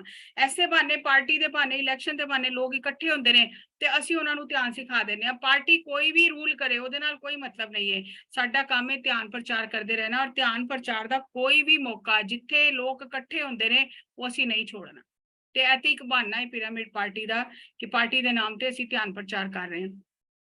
ਫਿਰ ਉਹਨਾਂ ਨੇ 2019 ਵਿੱਚ ਮਹਿਲਾ ਧਿਆਨ ਮਾਂ ਚੱਕਰ ਦੀ ਘੋਸ਼ਣਾ ਕੀਤੀ ਕਿ ਹੁਣ ਮਹਿਲਾ ਧਿਆਨ ਮਾਂ ਚੱਕਰ ਹੋਣਗੇ, ਔਰ ਪੱਤਰੀ ਮੈਡਮ ਨੂੰ ਉਹਦਾ ਚੇਅਰਪਰਸਨ ਬਣਾਤਾ ਕਿ ਹੁਣ ਅੱਜ ਤੋਂ ਇਸਤਰੀ ਜਾਤੀ ਜਿਹੜੀ ਹੈ ਉਹ ਸਾਹਮਣੇ ਆਏਗੀ ਤੇ ਇਸਤਰੀ ਸ਼ਕਤੀ ਜਿਹੜੀ ਹੈ ਉਹ ਇਸ ਜਿਹੜਾ ਇੰਬੈਲੈਂਸ ਹੋਇਆ ਹੈ, ਜਿਹੜਾ ਮੇਲ ਜਿਹੜੀ ਪੁਰਸ਼ ਨੇ ਜਿਹੜਾ ਬਹੁਤ ਅਤਿਆਚਾਰ ਕੀਤੇ ਨੇ, ਤੇ ਉਹ એનર્ਜੀ ਨੂੰ ਬੈਲੈਂਸ ਕਰਨ ਲਈ ਹੁਣ ਇਸਤਰੀ ਜਿਹੜੀ ਹੈ ਉਹ ਸਾਹਮਣੇ ਆਏਗੀ ਤੇ ਉਹ ਲੀਡ ਕਰੇਗੀ। ਉਹਦੀ ਸ਼ਕਤੀ ਜਿਹੜੀ ਹੈ ਹੁਣ ਉਹਦੀ ਜ਼ਰੂਰਤ ਹੈ, ਇਸਤਰੀ ਦੀ ਸ਼ਕਤੀ ਦੀ। ਤੇ ਫਿਰ ਉਹਨਾਂ ਨੇ ਉਹ 2019 ਵਿੱਚ ਬਹੁਤ ਹੀ ਸਾਰੇ ਮਾਸਟਰਸ ਨੂੰ ਉਪਾਧੀਆਂ ਦਿੱਤੀਆਂ, ਬ੍ਰਹਮ ਵਿਦਵਮਨੀ, ਬ੍ਰਹਮ ਵਿਦਵਰਿਸ਼ਟਾ, ਬ੍ਰਹਮ ਰਿਸ਼ੀ, ਬਹੁਤ ਉਪਾਧੀਆਂ ਦਿੱਤੀਆਂ। ਔਰ ਉਹ ਨਜ਼ਾਰਾ ਦੇਖਣ ਵਾਲਾ ਸੀ ਕਿ ਕੋਈ ਕਲਪਨਾ ਵੀ ਨਹੀਂ ਕਰ ਸਕਦਾ ਕਿ ਗੁਰੂ ਆਪਣੇ ਹੀ ਸਿਖਾਏ ਹੋਏ ਸ਼ਿਸ਼ੇ ਦੇ ਪੈਰਾਂ 'ਚ ਬੈਠੇਗਾ, ਉਹਨਾਂ ਦੇ ਚਰਨਾਂ ਤੇ ਮੱਥਾ ਟੇਕੇਗਾ, ਆਪਣੀ ਕੁਰਸੀ ਤੇ ਉਹਨਾਂ ਨੂੰ ਬਿਠਾਏਗਾ ਤੇ ਉਹਨਾਂ ਨੂੰ ਕਹੇਗਾ ਤੁਸੀਂ ਮੈਸੇਜ ਦਿਓ। ਮਤਲਬ ਉਹ ਨਜ਼ਾਰਾ ਜਿਨ੍ਹਾਂ ਨੇ ਦੇਖਿਆ ਉਹ ਹੀ ਜਾਣਦੇ ਨੇ, ਜਾਂ ਜਿਨ੍ਹਾਂ ਨਾਲ ਬੀਤਿਆ ਉਹ ਹੀ ਜਾਣਦੇ ਨੇ ਕਿ ਉਹ ਕੀ ਸੀ। ਤੇ ਐਸਾ ਦੁਰਲਭ ਗੁਰੂ ਜਿਹੜਾ ਆਪਣੇ ਜਗ੍ਹਾ ਤੇ ਬਿਠਾ ਕੇ ਖੁਸ਼ ਹੋ ਰਿਹਾ ਦੂਸਰਿਆਂ ਨੂੰ, ਤੇ ਉਹੀ ਸਾਨੂੰ ਉਹਨਾਂ ਨੇ ਸਿਖਾਇਆ ਕਿ ਅਸੀਂ ਆਪ ਅੱਗੇ ਅਗਰ ਵਧਣਾ ਚਾਹੁੰਦੇ ਹਾਂ ਤੇ ਸਭ ਤੋਂ ਸਹੀ ਰਸਤਾ ਹੈ ਕਿ ਅਸੀਂ ਦੂਸਰਿਆਂ ਨੂੰ ਅੱਗੇ ਵਧਾਈਏ। ਫਿਰ ਉਹਨਾਂ ਨੇ 18 ਆਦਰਸ਼ ਸੂਤਰ ਬਣਾਏ ਮਾਨਵਤਾ ਲਈ, ਇਹ ਪਿਰਾਮਿਡ ਸੁਸਾਇਟੀ ਲਈ, ਮਾਨਵਤਾ ਲਈ, ਕਿ ਸਹੀ ਧਿਆਨ ਕਰਨਾ, ਸਹਿਜ ਧਿਆਨ ਸਵਾਸਾਂ ਨਾਲ, ਕੋਈ ਦੂਜਿਆਂ ਨੂੰ ਸਿਖਾਣਾ, ਕੋਈ ਕਠਿਨ ਪ੍ਰਾਣਾਯਾਮ ਆਸਨ ਨਹੀਂ ਕਰਨੇ, ਸਹੀ ਪੁਸਤਕਾਂ ਪੜ੍ਹਨੀਆਂ। ਹੁਣ ਇੱਥੇ ਸਹੀ ਪੁਸਤਕਾਂ ਪੜ੍ਹਨੀਆਂ ਲਿਖਿਆ ਤੇ ਇਹਦਾ ਮਤਲਬ ਗਲਤ ਵੀ ਪੁਸਤਕਾਂ ਨੇ। ਹੁਣ ਉਹ ਸਹੀ ਗਲਤ ਕਿਹੜੀਆਂ ਨੇ? ਸਹੀ ਜਿਨ੍ਹਾਂ ਨੇ ਸਹੀ ਆਤਮ ਗਿਆਨ ਪਾਇਆ, ਸਾਰੀ ਜ਼ਿੰਦਗੀ ਮਿਹਨਤ ਕੀਤੀ ਔਰ ਕਿਤਾਬ ਲਿਖੀ, ਆਪਣਾ ਸਾਰ ਦਿੱਤਾ, ਉਹ ਸਹੀ ਪੁਸਤਕ ਹੈ। ਜੇ ਅਸੀਂ ਸਾਡੇ ਤੁਹਾਡੇ ਵਰਗੇ 5 ਕਿਤਾਬਾਂ ਪੜ੍ਹ ਕੇ 6ਵੀਂ ਲਿਖ ਲੈਣ, ਉਹਦੇ ਚੋਂ ਕੁਝ ਕੱਢ ਕੇ ਤੇ ਕੁਝ ਆਪਣਾ ਜੋੜ ਕੇ, ਉਹ ਸਹੀ ਪੁਸਤਕ ਨਹੀਂ ਹੈ। ਜਿਹਨੇ ਸਾਧਨਾ ਕਰਕੇ ਆਪਣੇ ਜੀਵਨ ਦਾ ਸਾਰ ਦਿੱਤਾ, ਉਹ ਸਹੀ ਪੁਸਤਕ ਹੈ। ਸਹੀ ਧਿਆਨ ਕੀ ਹੈ? ਸਵਾਸਾਂ ਨਾਲ ਸਹੀ ਧਿਆਨ ਹੈ, ਹੋਰ ਕੋਈ ਧਿਆਨ ਵਿਧੀ ਨਹੀਂ ਹੈ। ਤੇ ਆਪਣੇ ਧਿਆਨ ਅਨੁਭਵ ਰੁਚੀ ਲੈਣ ਵਾਲੇ ਸਾਧਕਾਂ ਨਾਲ ਸਾਂਝਾ ਕਰਨੇ, ਮੌਨ ਵਿੱਚ ਰਹਿਣਾ, ਗੱਪਾਂ ਨਹੀਂ ਮਾਰਨੀਆਂ, ਨਿੰਦਾ ਚੁਗਲੀ ਨਹੀਂ ਕਰਨੀ, ਪੂਰਨਮਾਸ਼ੀ ਦੀ ਰਾਤ ਨੂੰ ਧਿਆਨ ਕਰਨਾ, ਜ਼ਿਆਦਾ ਤੋਂ ਜ਼ਿਆਦਾ ਪਿਰਾਮਿਡ ਊਰਜਾ ਦਾ ਉਪਯੋਗ ਕਰਨਾ, ਦਵਾਈਆਂ ਤੇ ਹਰ ਵੇਲੇ ਮਾਨਸਿਕ ਨਿਰਭਰਤਾ ਨਹੀਂ ਰੱਖਣੀ ਕਿ ਪੇਟ ਦਰਦ ਹੋਇਆ ਚਲੋ ਦਵਾਈ ਖਾਓ, ਸਿਰ ਦਰਦ ਹੋਇਆ ਚਲੋ ਦਵਾਈ ਖਾਓ, ਛੀਕ ਆ ਗਈ ਚਲੋ ਦਵਾਈ ਖਾਓ। ਨਹੀਂ, ਆਪਣੀ ਧਿਆਨ ਊਰਜਾ ਨਾਲ ਆਪ ਇਲਾਜ ਕਰਨਾ ਤੇ ਉਸ ਰੋਗ ਦੀ ਜੜ ਤੇ ਜਾਣਾ ਕਿ ਇਹਦੇ ਥੱਲੇ ਕੀ ਹੈ, ਔਰ ਫਿਰ ਧਿਆਨ ਵਿੱਚ ਉਹਦਾ ਇਲਾਜ ਕਰਨਾ। ਮਾਸਾਹਾਰ, ਮੱਛੀ, ਆਂਡੇ, ਲਸਣ ਦਾ ਸੇਵਨ ਨਹੀਂ ਕਰਨਾ, ਔਰ ਨਾਲ ਹੀ ਨਾਲ ਜਿੰਨੀ ਜ਼ਰੂਰਤ ਹੈ ਓਨਾ ਹੀ ਖਾਣਾ। ਇਹ ਨਹੀਂ ਕਿ ਹੁਣ ਸ਼ਾਕਾਹਾਰ ਕਰਨਾ ਤੇ ਸਭ ਕੁਝ ਹਰ ਵੇਲੇ ਸਾਰਾ ਦਿਨ ਖਾਂਦੇ ਹੀ ਰਹੋ। ਔਰ ਪ੍ਰਕਿਰਤੀ ਵਿੱਚ ਜ਼ਿਆਦਾ ਸਮੇਂ ਬਿਤਾਣਾ, ਜੰਗਲ, ਪਹਾੜ, ਨਦੀ ਦਾ ਕਿਨਾਰਾ, ਸਮੁੰਦਰ ਦਾ ਕਿਨਾਰਾ, ਉਹਦੇ ਨਾਲ ਸਾਡੀ એનર્ਜੀ ਬਹੁਤ ਵੱਧ ਜਾਂਦੀ ਹੈ। ਤੇ ਕੋਈ ਵੀ ਧਾਰਮਿਕ ਪਹਿਰਾਵਾ, ਰਸਮੀ ਸੰਸਕਾਰ ਜਾਂ ਸਰੀਰਕ ਚਿੰਨ੍ਹ ਧਾਰਨ ਨਹੀਂ ਕਰਨੇ। ਮਤਲਬ ਕਿ ਇਹ ਨਹੀਂ ਕਿ ਹੁਣ ਕੱਲ ਨੂੰ ਕੋਈ ਲੋਕੀ ਕਹਿੰਦੇ ਜੀ ਫਿਰ ਅਸੀਂ ਅੰਮ੍ਰਿਤ ਨਾ ਛਕੇ, ਨਹੀਂ, ਉਹ ਮਤਲਬ ਨਹੀਂ ਹੈ। ਦਿਖਾਵਾ ਨਹੀਂ ਕਰਨਾ ਕਿਸੇ ਵੀ ਚੀਜ਼ ਦਾ, ਔਰ ਅਗਰ ਤੁਸੀਂ ਕਰ ਰਹੇ ਹੋ ਤੇ ਫਿਰ ਉਸ ਤਰ੍ਹਾਂ ਤੁਸੀਂ ਜੀਵਨ ਜੀਣਾ। ਜੀਵਨ ਤੇ ਉਸ ਤਰ੍ਹਾਂ ਜੀਆ ਨਹੀਂ ਤੇ ਉੱਤੋਂ ਲੋਕਾਂ ਨੂੰ ਭਰਮਾਉਣ ਲਈ ਦਿਖਾਵਾ ਕਰ ਲਿਆ, ਤੇ ਦਿਖਾਵਾ ਨਹੀਂ ਕਰਨਾ। ਇਹ ਅਧਿਆਤਮਿਕ ਸੂਤਰ ਹੈ। 5 ਸਾਲ ਦੀ ਉਮਰ ਤੋਂ ਹੀ ਬੱਚਿਆਂ ਨੂੰ ਧਿਆਨ ਸਿਖਾਣਾ, ਗੁਰੂ ਦੀ ਤਰ੍ਹਾਂ ਰਹਿਣਾ, ਚੇਲੇ ਦੀ ਤਰ੍ਹਾਂ ਨਹੀਂ ਕਿ ਹਰ ਵੇਲੇ ਅਸੀਂ ਕਿਸੇ ਦੇ ਅੱਗੇ ਝੁਕੇ ਹੀ ਰਹੀਏ। ਨਹੀਂ, ਅਸੀਂ ਆਪਣੇ ਗੁਰੂ ਆਪ ਬਣਨਾ, ਔਰ ਗੁਰੂ ਸਾਡੇ ਅੰਦਰ ਹੈ, ਸਾਡੇ ਸਵਾਸ। ਧਿਆਨ ਸਿਖਾਉਣ ਲਈ ਪੈਸਿਆਂ ਦਾ ਲੈਣ ਦੇਣ ਨਹੀਂ ਕਰਨਾ, ਮੂਰਤੀ ਪੂਜਾ ਔਰ ਦੇਹਧਾਰੀ ਗੁਰੂ ਦੀ ਪੂਜਾ ਨਹੀਂ ਕਰਨੀ, ਧਿਆਨ ਸ਼ਕਤੀ ਨਾਲ ਹੀ ਆਪਣੀਆਂ ਸਮੱਸਿਆਵਾਂ ਦਾ ਹੱਲ ਕਰਨਾ, ਔਰ ਸਧਾਰਨ ਪਰਿਵਾਰਿਕ ਜੀਵਨ ਜੀਣਾ, ਸੰਸਾਰ ਦਾ ਤਿਆਗ ਕਰਕੇ ਸੰਨਿਆਸ ਨਹੀਂ ਲੈਣਾ। ਹਰ ਪਿੰਡ ਔਰ ਸ਼ਹਿਰ ਵਿੱਚ ਸੈਂਟਰ ਬਣਾਣੇ ਗਰੁੱਪ ਮੈਡੀਟੇਸ਼ਨ ਵਾਸਤੇ, ਤੇ ਆਪਣੇ ਅਨੁਭਵ ਜਿਹੜੇ ਵੀ ਤੁਹਾਡੇ ਧਿਆਨ ਦੇ ਹੋ ਰਹੇ ਨੇ ਉਹਨਾਂ ਨੂੰ ਲਿਖਣਾ, ਔਰ ਲਿਖ ਕੇ ਉਹਨਾਂ ਦੀ ਕਿਤਾਬ ਬਣਾ ਕੇ ਦੂਜਿਆਂ ਤੱਕ ਪਹੁੰਚਾਣਾ, ਤਾਂ ਕਿ ਤੁਸੀਂ ਧਰਤੀ ਤੇ ਆ ਕੇ ਜੋ ਵੀ ਗਿਆਨ ਲਿਆ, ਜੋ ਵੀ ਸਿੱਖਿਆ, ਤੁਸੀਂ ਧਰਤੀ ਦਾ ਕਰਜ਼ ਉਤਾਰ ਕੇ ਜਾਓ, ਉਹਨੂੰ ਨਾਲ ਲੈ ਕੇ ਨਾ ਜਾਓ, ਕਿਉਂਕਿ ਸਭ ਕੁਝ ਤੇ ਧਰਤੀ ਤੋਂ ਹੀ ਲੈ ਰਹੇ ਹਾਂ। ਤੇ ਅਸੀਂ ਆਪਣਾ ਧਰਤੀ ਨੂੰ ਸਵਰਗ ਬਣਾਉਣ ਲਈ, ਸੁੰਦਰ ਬਣਾਉਣ ਲਈ ਹਰ ਤਰੀਕੇ ਨਾਲ ਆਪਣਾ ਯੋਗਦਾਨ ਦੇਣਾ। ਅੱਜ ਜਿਹੜੇ ਸੰਤਾਂ ਨੇ ਆਪਣੀਆਂ ਜੀਵਨੀਆਂ ਲਿਖੀਆਂ ਨੇ ਤੇ ਸਾਨੂੰ ਰਾਹ ਮਿਲ ਰਿਹਾ ਨਾ, ਸੇਧ ਮਿਲ ਰਹੀ ਹੈ। ਤੇ ਐਸੇ ਤਰ੍ਹਾਂ ਅਗਰ ਸਾਨੂੰ ਪਰਮਾਤਮਾ ਨੇ ਸੇਧ ਦਾ ਸਿੱਧਾ ਜੀਵਨ ਜੀਣ ਦੀ ਜਾਚ ਸਿਖਾਈ, ਤੇ ਅਸੀਂ ਵੀ ਜੋ ਅਨੁਭਵ ਕਰ ਰਹੇ ਹਾਂ ਅਸੀਂ ਵੀ ਉਹ ਲਿਖੀਏ, ਤਾਂ ਕਿ ਉਹ ਆਉਣ ਵਾਲੇ ਸਮੇਂ 'ਚ ਦੂਜਿਆਂ ਦੇ ਕੰਮ ਆਉਣ। ਔਰ ਸਭ ਤੋਂ ਜਿਹੜਾ ਇੱਕ ਉਹਨਾਂ ਦਾ ਪਿਆਰਾ ਵਾਕੇ, ਮਾਈ ਡੀਅਰ ਫਰੈਂਡਸ, ਜਿੱਥੋਂ ਆਪਣੇ ਹਰ ਸੈਸ਼ਨ ਦੀ ਸ਼ੁਰੂਆਤ ਕਰਦੇ, ਮਾਈ ਡੀਅਰ ਫਰੈਂਡਸ। ਕਦੀ ਸੋਚ ਕੇ ਦੇਖੋ ਇੱਕ ਵਾਰੀ ਕਿ ਜਿਹਨੂੰ ਪਤਰੀ ਸਰ ਜੇ ਮਹਾਨ ਯੁਗ ਪੁਰਸ਼ ਨੇ ਆਪਣਾ ਮਿੱਤਰ ਕਹਿ ਦਿੱਤਾ, ਫਿਰ ਉਹਨੂੰ ਕਿਸ ਚੀਜ਼ ਦੀ ਕਮੀ? ਪਹਿਲੇ ਤੇ ਉਹਨਾਂ ਨੇ ਸਾਡੀ ਤਰਫ ਮਿੱਤਰਤਾ ਦਾ ਹੱਥ ਵਧਾਇਆ ਕਿ ਤੁਸੀਂ ਮੇਰੇ ਪਿਆਰੇ ਮਿੱਤਰ ਹੋ, ਖਾਲੀ ਮਿੱਤਰ ਨਹੀਂ, ਮੇਰੇ ਪਿਆਰੇ ਮਿੱਤਰ ਹੋ। ਔਰ ਫਿਰ ਜੇ ਅਸੀਂ ਉਹਨਾਂ ਦੇ ਮਿੱਤਰਤਾ ਨੂੰ ਅਸੀਂ ਮੰਨ ਲਿਆ, ਔਰ ਅਸੀਂ ਇਹ ਮੰਨ ਲਿਆ ਕਿ ਅਸੀਂ ਉਹਨਾਂ ਦੇ ਮਿੱਤਰ ਹਾਂ, ਔਰ ਜੋ ਅਸੀਂ ਮਿੱਤਰ ਦੇ ਕਹਿਣੇ ਚੱਲਾਂਗੇ, ਤੇ ਫਿਰ ਮਾਈ ਡੀਅਰ ਮਾਸਟਰ, ਫਿਰ ਅਸੀਂ ਮਾਸਟਰ ਬਣ ਜਾਵਾਂਗੇ। ਸਾਨੂੰ ਆਪਣੇ ਆਪ ਤੇ, ਆਪਣੇ ਸੰਸਕਾਰਾਂ ਤੇ, ਆਪਣੇ ਕਰਮਾਂ ਤੇ, ਆਪਣੇ ਵਚਨਾਂ ਤੇ, ਆਪਣੇ ਸ਼ਬਦਾਂ ਤੇ ਸਾਨੂੰ ਮਾਸਟਰੀ ਆ ਜਾਏਗੀ ਕਿ ਅਸੀਂ ਆਪਣੀ એનર્ਜੀ ਕਿੱਥੇ ਲਗਾਣੀ, ਕਿੱਥੇ ਨਹੀਂ ਲਗਾਣੀ। ਤੇ ਫਿਰ ਜੇ ਅਸੀਂ ਮਾਸਟਰ ਬਣਾਂਗੇ ਤੇ ਫਿਰ ਆਪੇ ਹੀ ਉਹ ਸਾਨੂੰ ਸਾਡੇ ਜਿਹੜਾ ਗॉडहुड ਹੈ, ਜੋ ਅਸੀਂ ਅਸਲੀਅਤ ਵਿੱਚ ਆ, ਉਹ ਆਪੇ ਉੱਭਰ ਕੇ ਬਾਹਰ ਆ ਜਾਏਗਾ।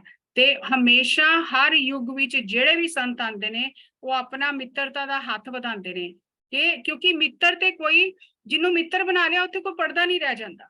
ਤੁਸੀਂ ਦਿਲ ਖੋਲ ਕੇ ਸਾਰੀਆਂ ਗੱਲਾਂ ਕਰ ਸਕਦੇ ਹੋ। ਮਿੱਤਰਤਾ ਵਿੱਚ ਕੋਈ ਊਚ ਨੀਚ ਨਹੀਂ ਹੈ। ਕ੍ਰਿਸ਼ਨ ਭਗਵਾਨ ਨੇ ਸਖਾ ਔਰ ਸਖੀਆਂ ਬਣਾਏ, ਉਹ ਕੀ ਹੈ? ਮਿੱਤਰਤਾ ਹੀ ਹੈ। ਤੇ ਮਿੱਤਰਤਾ ਵਿੱਚ ਕੋਈ ਪਰਦਾ, ਊਚ ਨੀਚ ਨਹੀਂ ਰਹਿ ਜਾਂਦਾ, ਮਿੱਤਰ ਬਰਾਬਰ ਨੇ। ਔਰ ਤੁਸੀਂ ਦੇਖੋ ਗੁਰਬਾਣੀ ਵਿੱਚ ਵੀ ਗੁਰੂਆਂ ਨੇ ਪਰਮਾਤਮਾ ਨੂੰ ਕਈ ਜਗ੍ਹਾ ਮਿੱਤਰ ਹੀ ਕਿਹਾ, ਤੇ ਮਿੱਤਰਤਾ ਵਿੱਚ ਸਾਰੇ ਬੰਧਨ, ਸਾਰੇ ਪਰਦੇ ਖੁੱਲ ਜਾਂਦੇ ਨੇ। ਤੇ ਜੇ ਪਰਮਾਤਮਾ ਨੂੰ ਮਿੱਤਰ ਬਣਾ ਲਿਆ ਤੇ ਆਪੇ ਮਾਸਟਰ ਵੀ ਬਣ ਜਾਵਾਂਗੇ, ਗॉड ਵੀ ਬਣ ਜਾਵਾਂਗੇ। ਤੇ ਇੰਨਾ ਸੋਹਣਾ ਉਹਨਾਂ ਨੇ ਸਾਨੂੰ ਜੀਵਨ ਜੀਣ ਦੀ ਜਾਚ ਦੱਸੀ, ਜਿਹਦੀ ਅਸੀਂ ਗੱਲ ਕਰ ਰਹੇ ਹਾਂ, ਜੀਵਨ ਜਾਚ। ਤੇ ਜੇ ਅਸੀਂ ਇਹਨੂੰ ਜੀਵਨ 'ਚ ਉਤਾਰਾਂਗੇ ਤੇ ਆਪਣੇ ਆਪ ਹੀ ਸਾਡਾ ਜੀਵਨ ਧਨ ਹੋ ਜਾਏਗਾ। ਤੇ ਜਿਹੜੇ ਸਾਡੇ ਨਾਲ ਆਸ-ਪਾਸ ਦੇ ਲੋਕ ਨੇ, ਸਾਡੇ ਪਰਿਵਾਰ ਦੇ, ਸਾਡੇ ਮਿੱਤਰ ਜਾਂ ਹੋਰ ਸਾਡੇ ਰਿਸ਼ਤੇਦਾਰ ਨੇ, ਸਾਡਾ ਜੀਵਨ ਬਦਲਿਆ ਦੇਖ ਕੇ ਆਪੇ ਉਹ ਵੀ ਪੁੱਛਣਗੇ ਕਿ ਤੁਸੀਂ ਕਿੱਥੋਂ ਇਹ ਸਿੱਖਿਆ। ਤੇ ਆਪਣੇ ਆਪ ਧਰਤੀ ਹੌਲੀ ਹੌਲੀ ਹੌਲੀ ਹੌਲੀ 1 ਨਾਲ 2, 2 ਨਾਲ 4, ਕਹਿੰਦੇ ਜਿਸ ਤਰ੍ਹਾਂ ਨੈਗੇਟਿਵਿਟੀ ਬਹੁਤ ਤੇਜ਼ੀ ਨਾਲ ਫੈਲਦੀ ਹੈ ਨਾ, ਜਿਹਨੂੰ ਕਹਿੰਦੇ ਵਾਇਰਸ, ਉਹ ਵਾਇਰਸ ਦੀ ਤਰ੍ਹਾਂ ਫੈਲ ਜਾਂਦੇ ਨੇ ਕੀਟਾਣੂ, ਐਸੇ ਤਰ੍ਹਾਂ ਪੋਜ਼ਿਟਿਵਿਟੀ, ਮਿਰੈਕਲਸ ਜਿਹੜਾ ਚਮਤਕਾਰੀ ਜੀਵਨ ਬੰਦਾ ਜਿੰਦਾ ਨਾ, ਉਹਦੇ ਆਸ-ਪਾਸ ਵੀ ਉਹ ਚਮਤਕਾਰੀ ਜੀਵਨ ਉਸੇ ਤਰ੍ਹਾਂ ਹੀ ਤੇਜ਼ੀ ਨਾਲ ਫੈਲਦਾ ਹੈ। ਤੇ ਜਿਹੜਾ ਵੀ ਉਹਦੇ ਔਰਾ ਵਿੱਚ ਆਂਦਾ, ਉਹਦੇ ਸੰਪਰਕ ਵਿੱਚ ਆਂਦਾ, ਉਹਦਾ ਜੀਵਨ ਬਦਲ ਜਾਂਦਾ ਹੈ। ਤੇ ਪਹਿਲੇ ਅਗਰ ਤੁਸੀਂ ਗੁਰੂਆਂ ਦਾ ਇਤਿਹਾਸ ਦੇਖੋ, ਤੇ ਜਿਸ ਵੇਲੇ ਸਿੱਖਾਂ ਦਾ ਜੀਵਨ ਦੇਖਦੇ ਸੀ ਨਾ, ਪਿੰਡ ਵਾਲੇ, ਸ਼ਹਿਰ ਵਾਲੇ, ਤੇ ਉਹ ਪੁੱਛਦੇ ਸੀ ਤੁਹਾਡਾ ਗੁਰੂ ਕੌਣ ਹੈ, ਸਾਨੂੰ ਵੀ ਮਿਲਵਾਓ ਉਸ ਗੁਰੂ ਨਾਲ। ਤੇ ਇਹਦਾ ਮਤਲਬ ਇਹ ਕਿ ਸਿੱਖ ਤੋਂ ਗੁਰੂ ਦੀ ਪਹਿਚਾਨ ਹੁੰਦੀ ਹੈ, ਗੁਰੂ ਤੋਂ ਸਿੱਖ ਦੀ ਪਹਿਚਾਨ ਹੁੰਦੀ ਹੈ। ਅੱਜ ਅਗਰ ਅਸੀਂ ਜੀਵਨ ਅੱਛਾ ਜੀਵਾਂਗੇ ਤੇ ਆਪਣੇ ਆਪ ਕੋਈ ਪੁੱਛੇਗਾ ਤੁਸੀਂ ਕਿਹਦੇ ਕੋਲੋਂ ਸਿੱਖਿਆ, ਤੇ ਅਸੀਂ ਕਹਾਂਗੇ ਅਸੀਂ ਪੱਤਰੀ ਸਰ ਕੋਲੋਂ ਸਿੱਖਿਆ। ਤੇ ਜੇ ਅਸੀਂ ਉਹਨਾਂ ਦੇ ਦੱਸੇ ਅਨੁਸਾਰ ਜੀ ਨਹੀਂ ਰਹੇ ਤੇ ਅਸੀਂ ਮਿੱਤਰਤਾ ਨਹੀਂ ਨਿਭਾ ਰਹੇ।